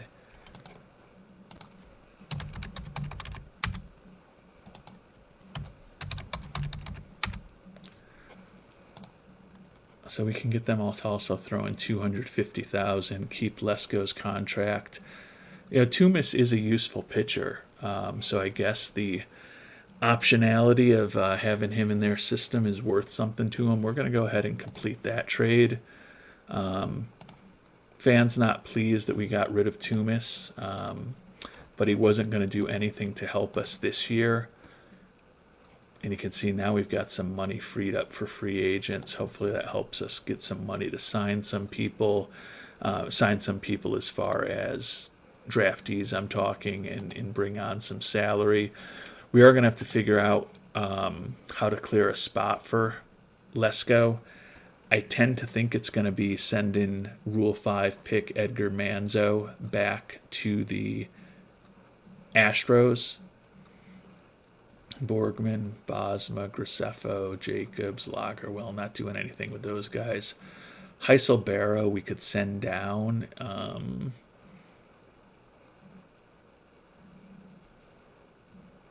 Dabovich not having a great year, but we're not going to do anything with him. Gore we're not going to get rid of.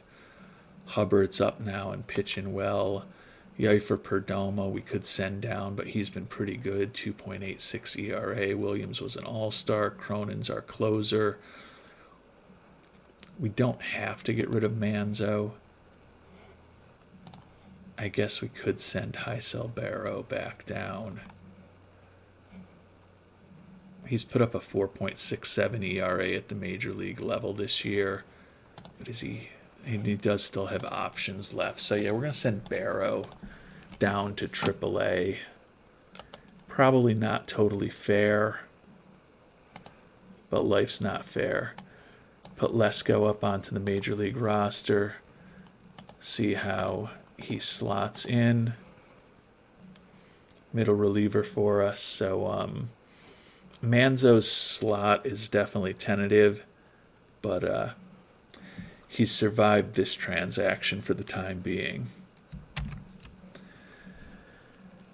And with the money we've saved through the trades we made, as well as the cash that we've brought on, you can see we now have budget room left to make Bobby Barrera the offer that he's looking for. So we're going to meet the demand for the $1.9 million, submit that offer to him, and hopefully we'll get both Carranza and Barrera, as well as our supplemental first-round pick, Willie Canania, signed in the not-so-distant future and playing in our rookie league, on one of our rookie league teams.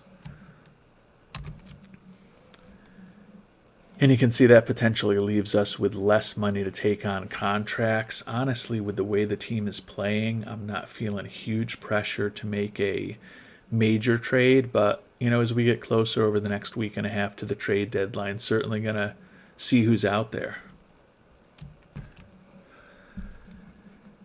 In good news, Alex Vasquez ready to come back. Again, he's been out kind of right on the borderline of whether or not we need to send him for a rehab assignment for a couple of days. Had that injury just over a month ago. He's 26 years old, normal injury proneness. I think we're going to bring him up.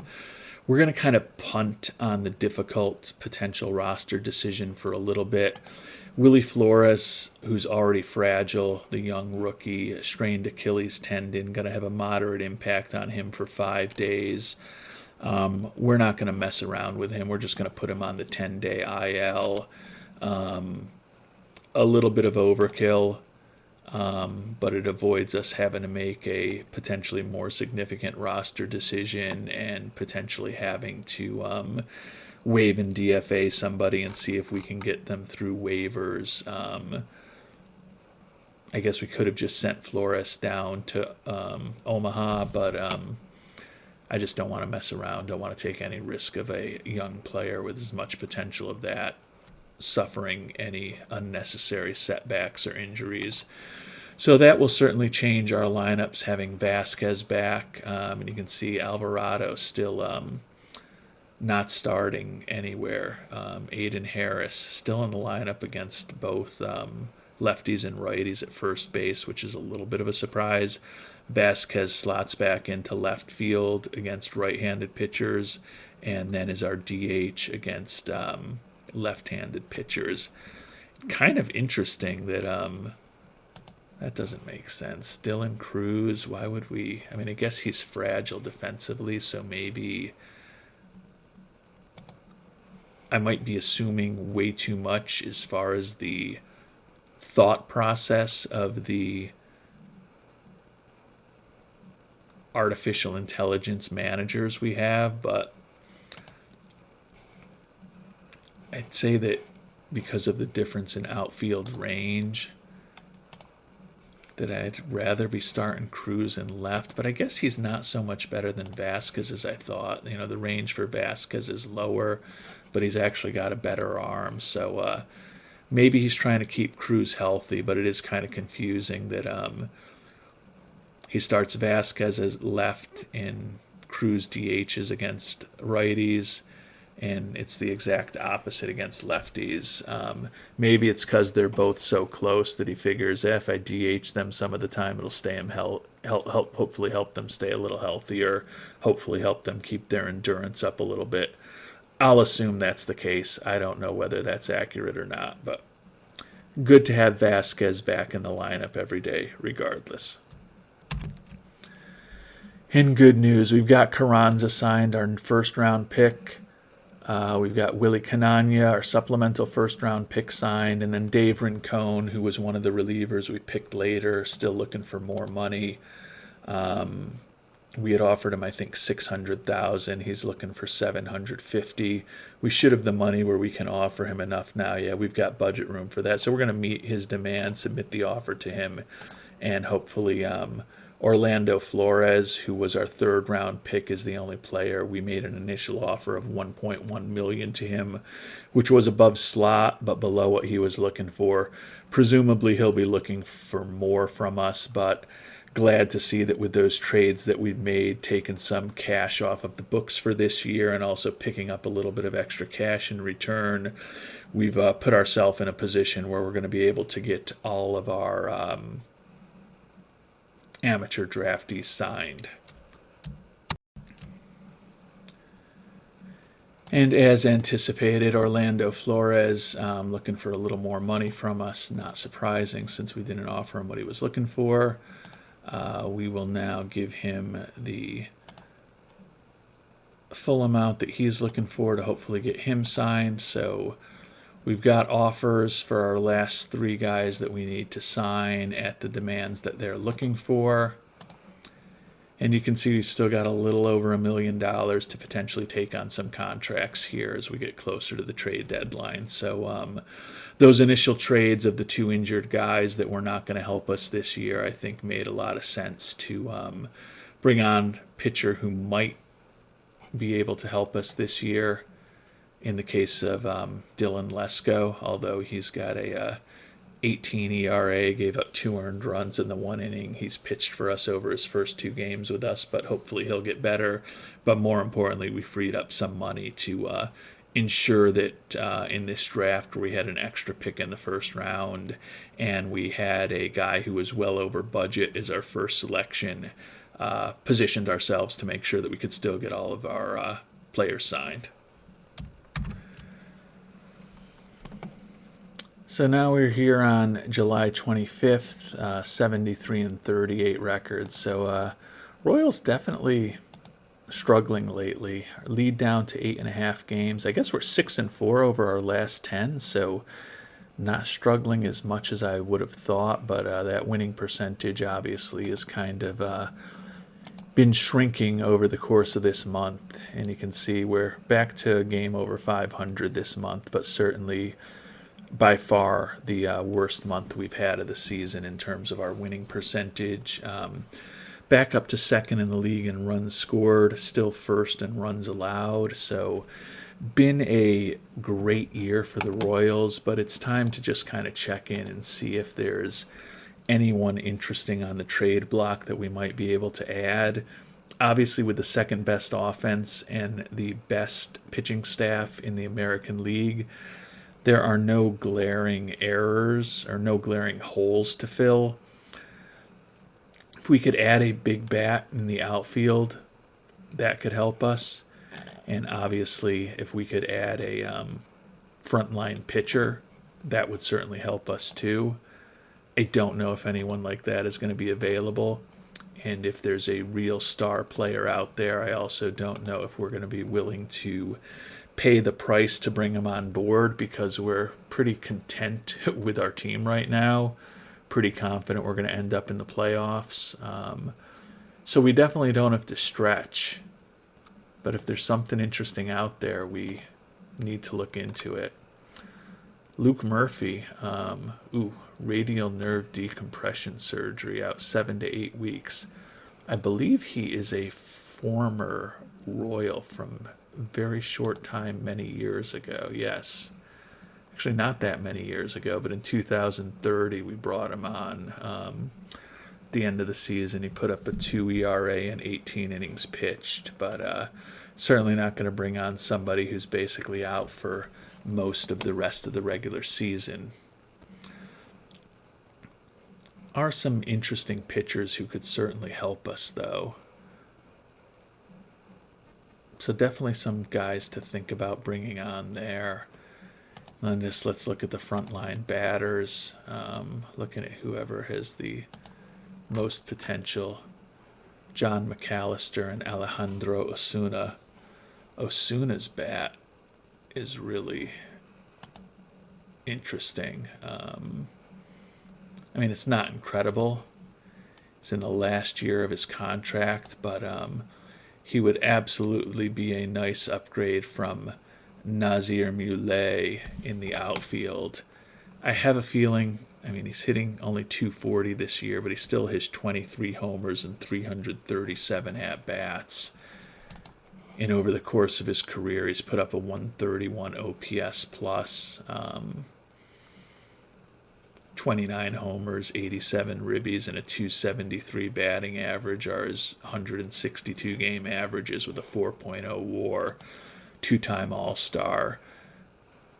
I tend to think that Pittsburgh's going to be looking for more for him than we're willing to pay for a couple-month rental, when I think he would be a starting outfielder for us, but he'd probably be taking playing time away from the youngster Ishmael Zavala, so that wouldn't be optimal.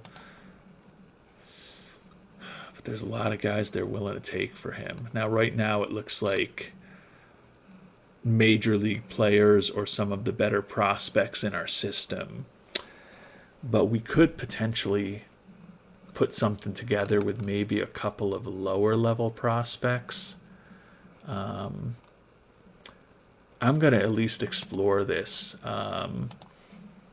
See if including Nazir Muley in the deal makes it any more palatable to them. I can't imagine that's going to change much as far as who they'd accept. Now it looks like it's pretty much the same list, which is not a shock. The only thing Muley has going for him is that he is a better defensive outfielder and he can play center field for us. But hitting just 221 this year, below average major league bat, which you can see through his 75 OPS plus, his 71 WRC plus. I don't love the fact that we'd probably be taking time from the youngster Zavala, who's hitting 280, but not a lot of power, only 4 home runs and 168 at-bats. Don't love that Zavala's probably going to be getting less playing time if we were to bring on Osuna, but that bat could definitely help us, especially a left-handed bat. I want to say I think we are. There's been so many changes this year that I'm not even 100% sure anymore, but I think our lineup is weighted towards righties. Yeah, I mean, Alex Vasquez and Angelo Velasquez are the two primary left-handed hitters we have. You know, Fonseca is the shortstop. He bats lefty, but he's a 266 hitter with no power.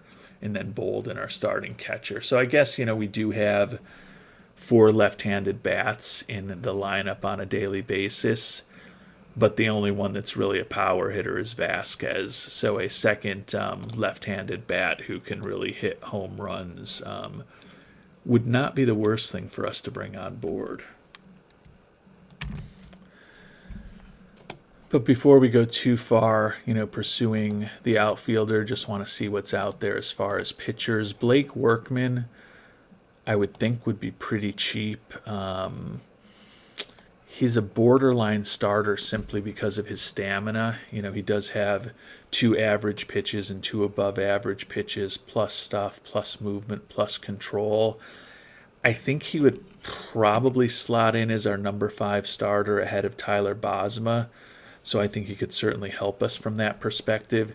He's making a ton of money, $22.6 million in the final year of his contract. 5-time All-Star. I just don't know if the Mets want to get the money off the books or whether they're, of course, nothing works right now, but I think that's simply because we can't afford the contract. Yeah, I'll take Alex Vasquez for him. No, thank you. What if we knock that down to 20%? Caleb Lager, well, yeah, that's probably a non-starter. So I think right now I'm going to focus on seeing if we can put something together to potentially bring Osuna on board. He's also a popular player, left-handed bat with power. He's fragile, but we just need him to stay healthy for a couple of months and hit a few dingers for us. And I think we may have a deal together. We ended up having to give one of the players that they originally wanted for Osuna. We couldn't piece anything together with lower level prospects, unfortunately. Emilio Ocampo is a 21-year-old, hasn't played above rookie ball, although he is hitting 300 there with 8 homers and 179 at-bats, so having a nice season. Really profiles as a very good defensive outfielder. Absolutely could play center field, would be a great right fielder, a great left fielder defensively. I just don't know that he's ever really going to hit enough to be anything more than a really good fifth outfielder. With that defensive versatility, would love to have him as a backup center fielder, defensive substitute, but I just don't think, with the fact that we expect that he's going to have below average contact, gap power, and avoid strikeouts, that he's ever going to be much of a major league player, other than a fifth outfielder, which I think he'd be a really good one. But we get Osuna and his really good bat for this year, and then I was able to get them to throw in Felix Barrera, who is a really nice personality. I don't think he's ever going to be a major league pitcher, but a guy that you can definitely have in your organization, good influence on others around him with the good work ethic, the good loyalty, the low greed.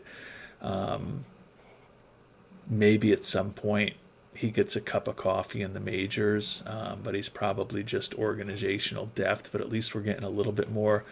I don't love giving up Ocampo for a rental, but as I said, I don't think he is a huge long-term player for us to think about. We've already gotten Velasquez signed to be our center fielder for the next close to decade. And then also need to keep in mind that, although I think he may be injured right now, Orlando Soto has been up a little bit this year. He is also a pretty versatile defensive outfielder, pretty good defensively, a little bit better of a hitter.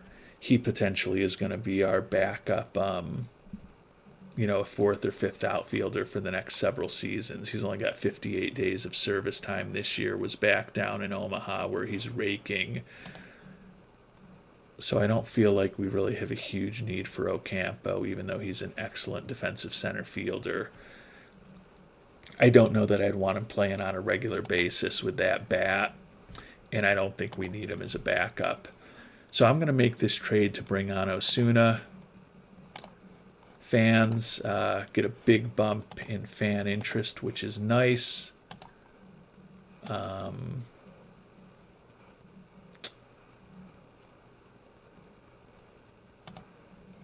The one thing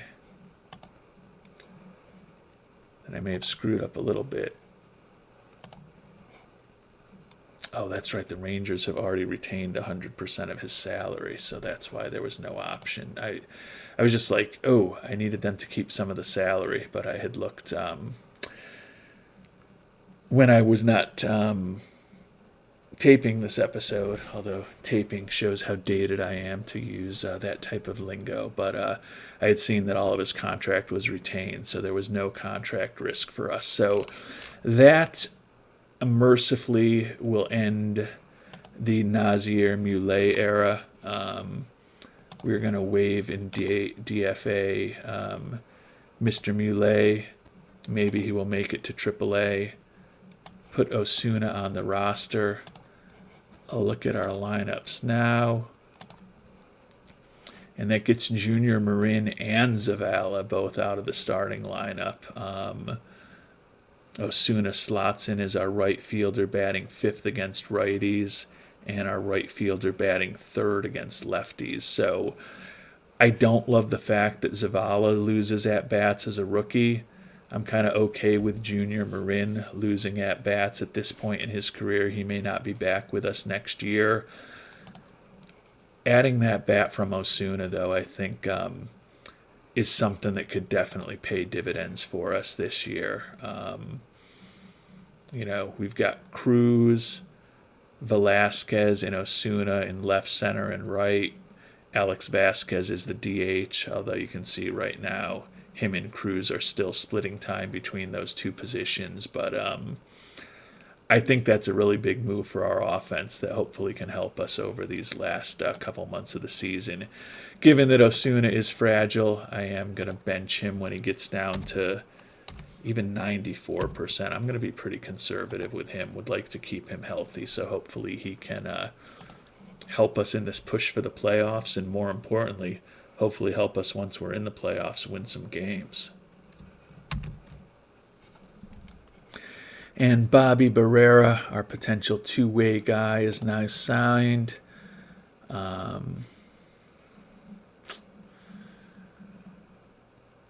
We are going to, I think he's going to obviously end up in rookie ball.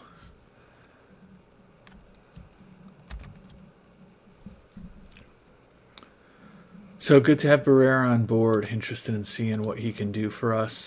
Just waiting to hear about Orlando Flores now. And we'll have all of our draftees signed. And our ace, Ben Borgman, going to be banged up for about 2 weeks with a bicep strain, moderate impact on his throwing.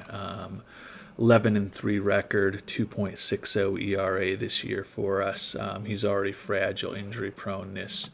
We're not even going to mess around. We're going to get him right onto the IL for 15 days. That'll allow us to hopefully bring someone up. Heiselberro, likely, although we do have Angel Sanchez down there now in Omaha. He's been pretty effective since we picked him up in a trade with the White Sox. I can't even remember if I mentioned that, or is that one that I just did a couple weeks ago. They came to us with an offer, I think. Let me just show you guys that, because I've actually forgotten about it, even though it was only... Oh, that was the Gaston trade. Okay. Yeah. Sorry. I'm losing it.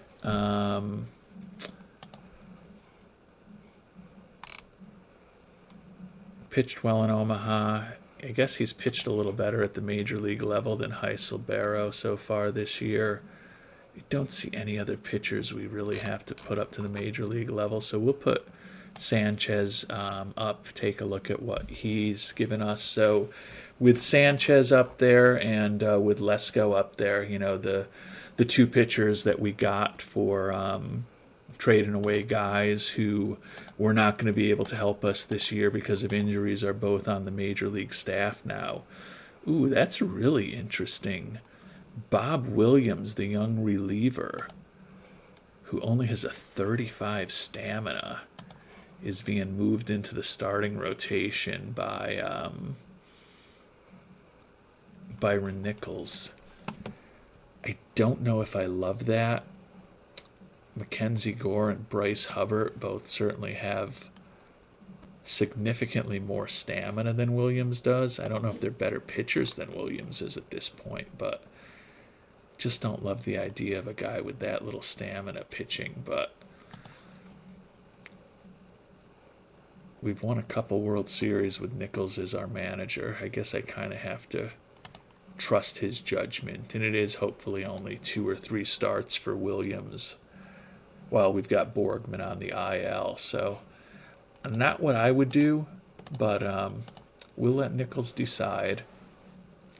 And we're going to have to decide over the next couple of days whether we want to add another pitcher to the starting staff or to the relief or into our bullpen, just a pitcher in general. I do tend to think I would lean towards a starter if at all possible, but we're going to wait another couple days and just see what's available on the market. And here on July 30th, obviously we're going to be facing decision time with our backs against the wall as far as the trade deadline. But before then, Willie Flores is healthy now. Love the guy. Great personality, spark plug, really good and versatile defensively, and has a really nice bat. He's fragile, but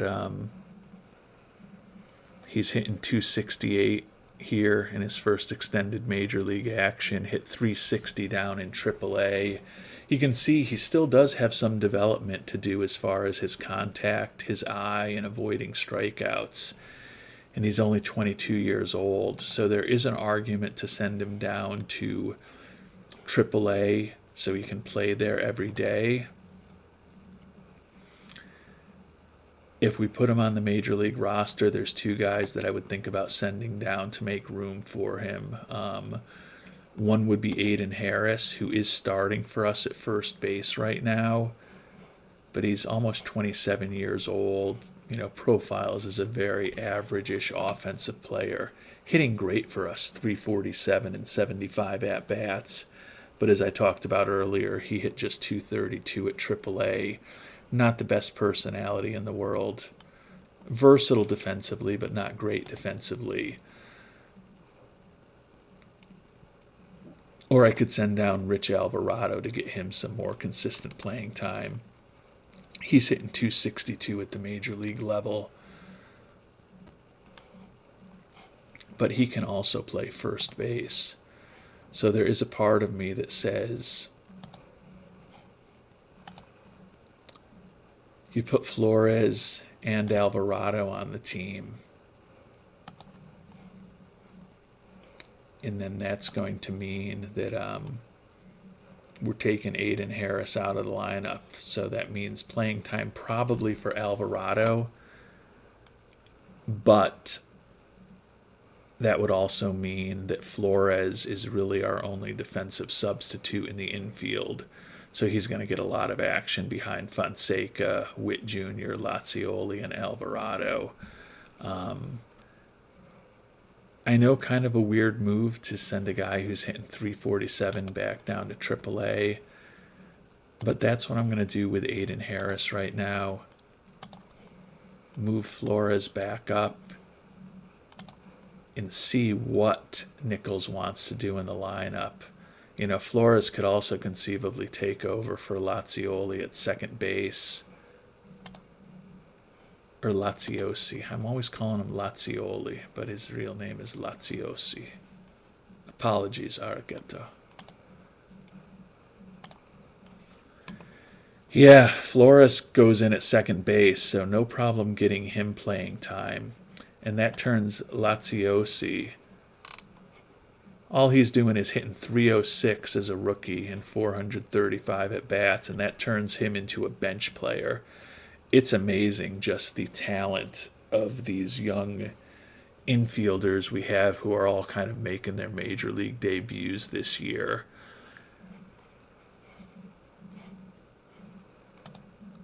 I do like the fact that we're going to get Alvarado a little more consistent playing time.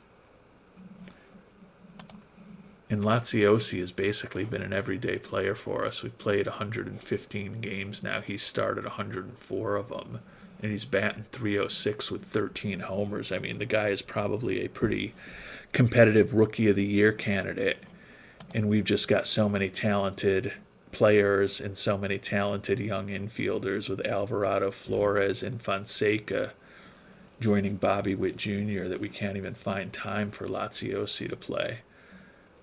But I do think that the way we're positioned now, with a lot of outfielders / DHs, I think Laziosi is going to get some pretty regular playing time, backing up Fonseca, Bobby Whit Jr., and Willie Flores at second base. So we'll see.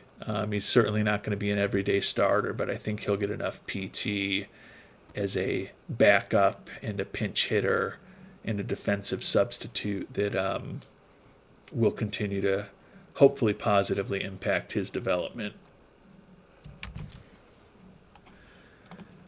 And it's kind of interesting. I'm sure some of the eagle-eyed viewers had noticed this, but I had not noticed that Leo Aguiar is actually now our everyday catcher against left-handers. Bolden still kind of the starter against right-handers, but I did not I had actually noticed that he wasn't in white over the last few times that I've kind of looked at this screen, but it never really clicked to me that meant he was getting regular time as a starter. So you can see he's hitting 289, and Bolden, the all-star, is hitting 288. So good to see the rookie Aguiar, getting a little extra playing time. Don't feel great about the rookies Zavala and Laziosi not starting on a regular basis, but as I said, I think Laziosi is going to get plenty of playing time as the really the only backup infielder we've got at this point. Hopefully Zavala continues to get some at-bats, but the opportunity to bring on Osuna, as much as I want to focus on helping develop Ishmael Zavala, on a good team, he's kind of a fourth outfielder with this profile.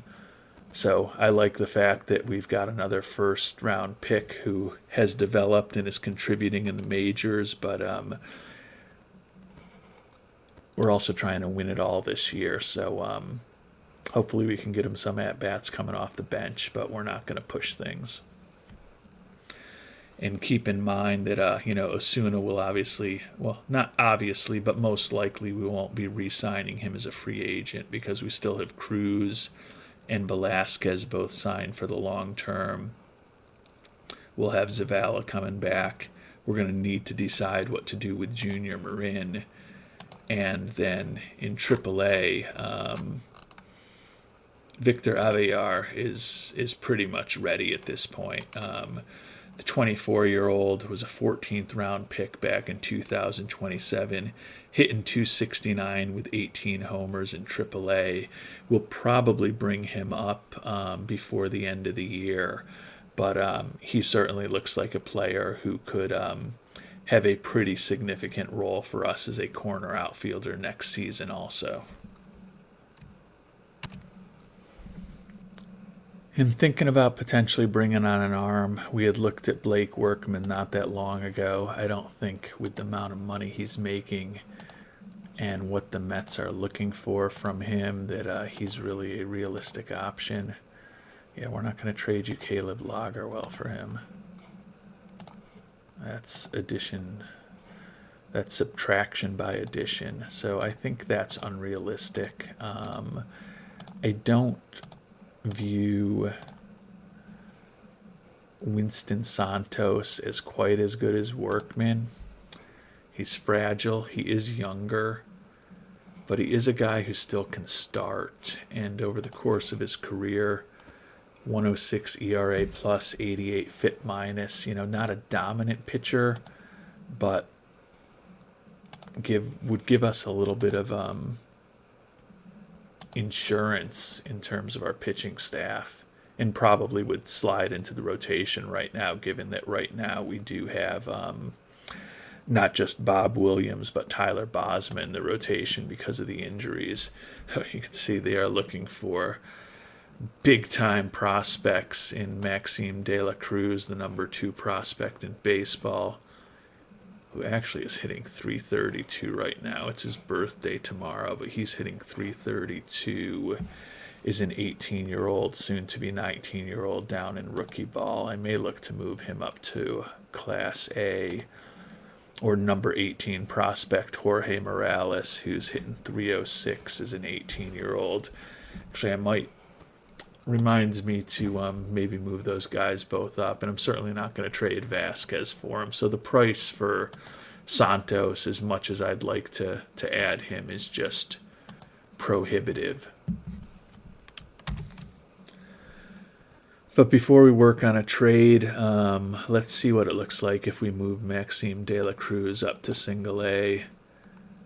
Yeah, it doesn't look like he should be down any further. So even though he's only 18 years old, we are going to move him up to Colombia. He's proven all he needs to prove in rookie ball, so hopefully we can see a little more from him with more challenging opponents, and going to do the same thing with Morales, see what he looks like, and doesn't look like he's overmatched there either, although you can see his ratings are definitely low for that level, but he's hit 306 with a 134 OPS plus. I just don't know what else he has to prove in rookie ball. Going to keep playing him in left for the time being, which means we're going to have to figure out what to do with Jorge Labrum. He's only hit 234 in A ball, but you look at his ratings, and I think he's certainly ready to move up to high A. So to ensure that Morales gets the playing time, we'll move Jorge Labrum up to Omaha, or to Quad Cities, to high A ball, see what he does there. Do a quick check if there's any players that are obvious promotions that I've missed out on. Doesn't look like there's anyone on either of the Dominican teams. Looking at the Arizona teams, yeah, no obvious must-have promotions there. So that will bring us back to thinking about trades. And if we're not going to be able to afford to add either of the starters we like, Workman or Santos, maybe we can add a reliever. Alexis Diaz, certainly like that profile with an excellent fastball and a slider. He's fragile. He's making decent money, close to $6 million a year. Has been a really good pitcher with a 135 ERA plus, 80 FIP minus, and 2.95 SIERA over the course of his career. Dodgers looking to move on from him. He does have a vesting option for next year, but it's requiring 40 games finished. And it doesn't look like he's been closing for the Dodgers this year, so I'm guessing probably, yeah, he's only finished 6 games this year. So even if we brought him on board as a closer, he's not going to finish 34 games for us over the last 2 months of the year. So no chance that option would vest, but I think he could be a decent arm to add for the bullpen. The question is just, what are they looking for? They're looking for a lot for him. Yeah, they want us to trade one of our great starting outfielders in Cruz or Vasquez, or one of our top starting pitchers in Graceffo, Jacobs, or Lagerwell. So that's pretty unrealistic, even as good as he is. But when we take this, that's weird. I mean, it's more realistic now, but I don't know. Sometimes the dynamics of the engine on this game don't make sense for me. The initial demand when we were taking all of his salary was some frontline players. When we look more realistic in terms of them keeping 50% of his salary, now all of a sudden they're more realistic in what they're looking for and a lot more options. Doesn't look like any total trash that they're willing to accept for him, but maybe we can get something done with Diaz. We'll give it some thought. And we've got a deal where we can get them to keep 95% of his salary. When we kick it up to 100%, we have to add in another player, so I think 95 in a pretty good player, but at 95% we can get it done. We have to give up Jairo Jimenez, who's a great personality, interesting defensive prospect at third base.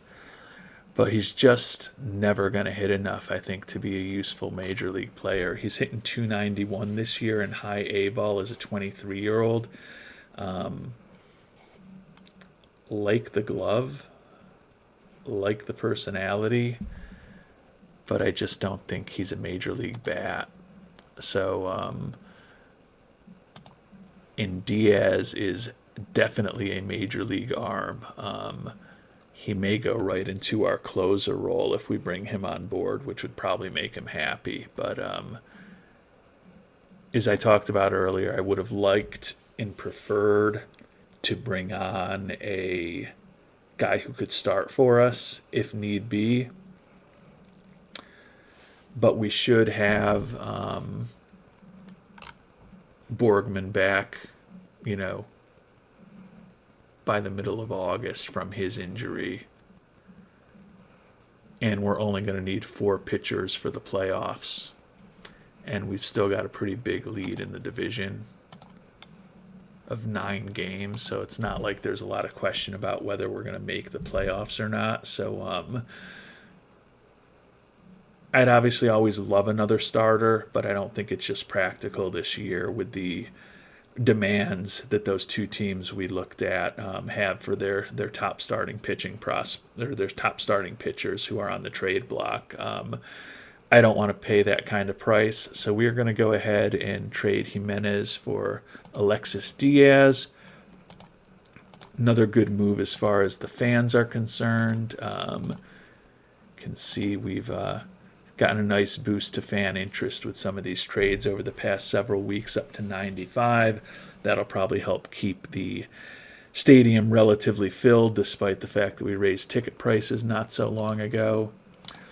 And now the only question is whether bringing Diaz on is the end of Edgar Manzo. Our Rule 5 acquisition from this past year has put up a 4.92 ERA. Cronin's been our closer. Sanchez has done well since he came up. Yeifer Perdomo's pitched well. Manzo we've talked about. Lesko pitching better over his last couple games. Hubbard, not going to get rid of him. Gore has been rough, but Gore can start in a pinch. I mean, Manzo technically has the stamina to start too. It's only a little less than Gore. But I prefer to keep Gore. So the question is whether we get rid of Manzo and send him back to Houston,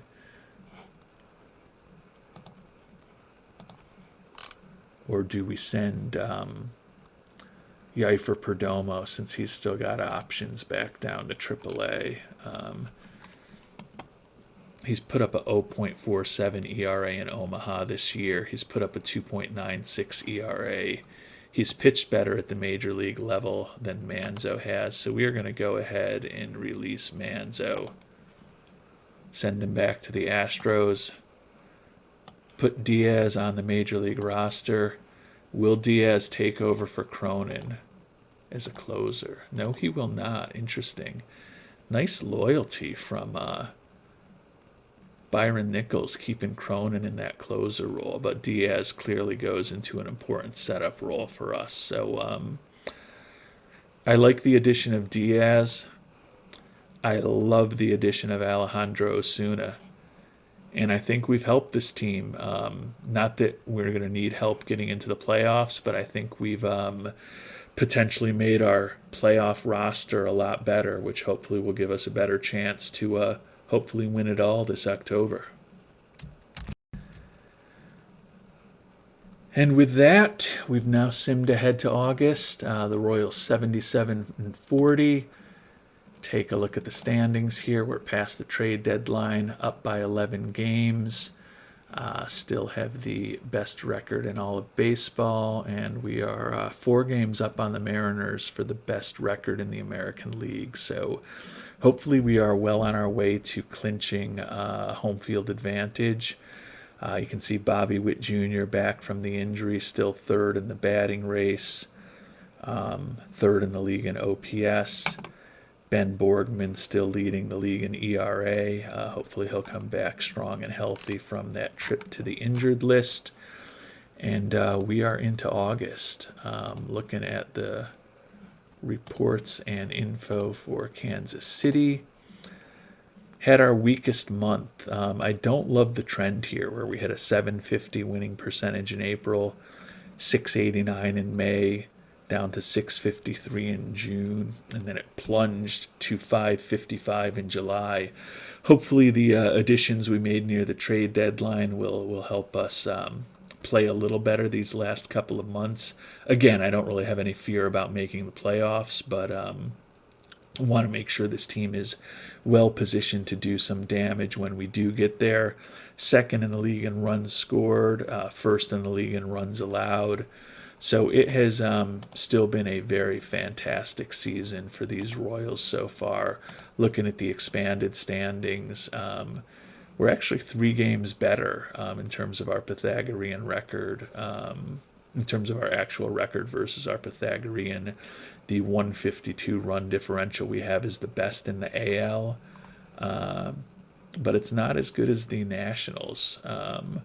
So the Nationals, the Giants, the Mariners, and us here in Kansas City look like they are the 4 teams that are most likely to emerge with the first round playoff byes, but there's still 2 months of the season for that to change. But we will investigate how those 2 months go in our next episode as we make a push to clinch home field advantage and hopefully position these Royals for another long playoff run.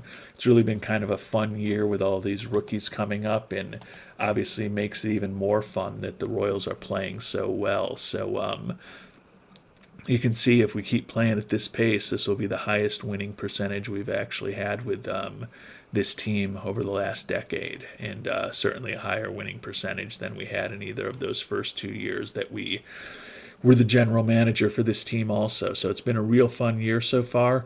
Hopefully the fun will continue in our next episode. We will find out when we tackle August and September and hopefully clinch our playoff spot, hopefully stay healthy for the playoffs. At this point, Borgman's really the only guy we're worried about. Vanasco's obviously out for the year. Traded away both of the other pitchers who were out for the year for guys who can help us now.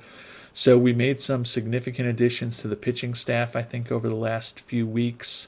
Also made the addition of Alejandro Osuna, who is a big bat in our lineup. So you never know what's going to happen in the playoffs, but I'm liking the way this Royals team looks for this year, and certainly with the youth movement that is underway, really liking the way this Royals team is setting themselves up for the future. So excited to see what happens over the course of the rest of the season, and we'll find out how it goes in our next episode.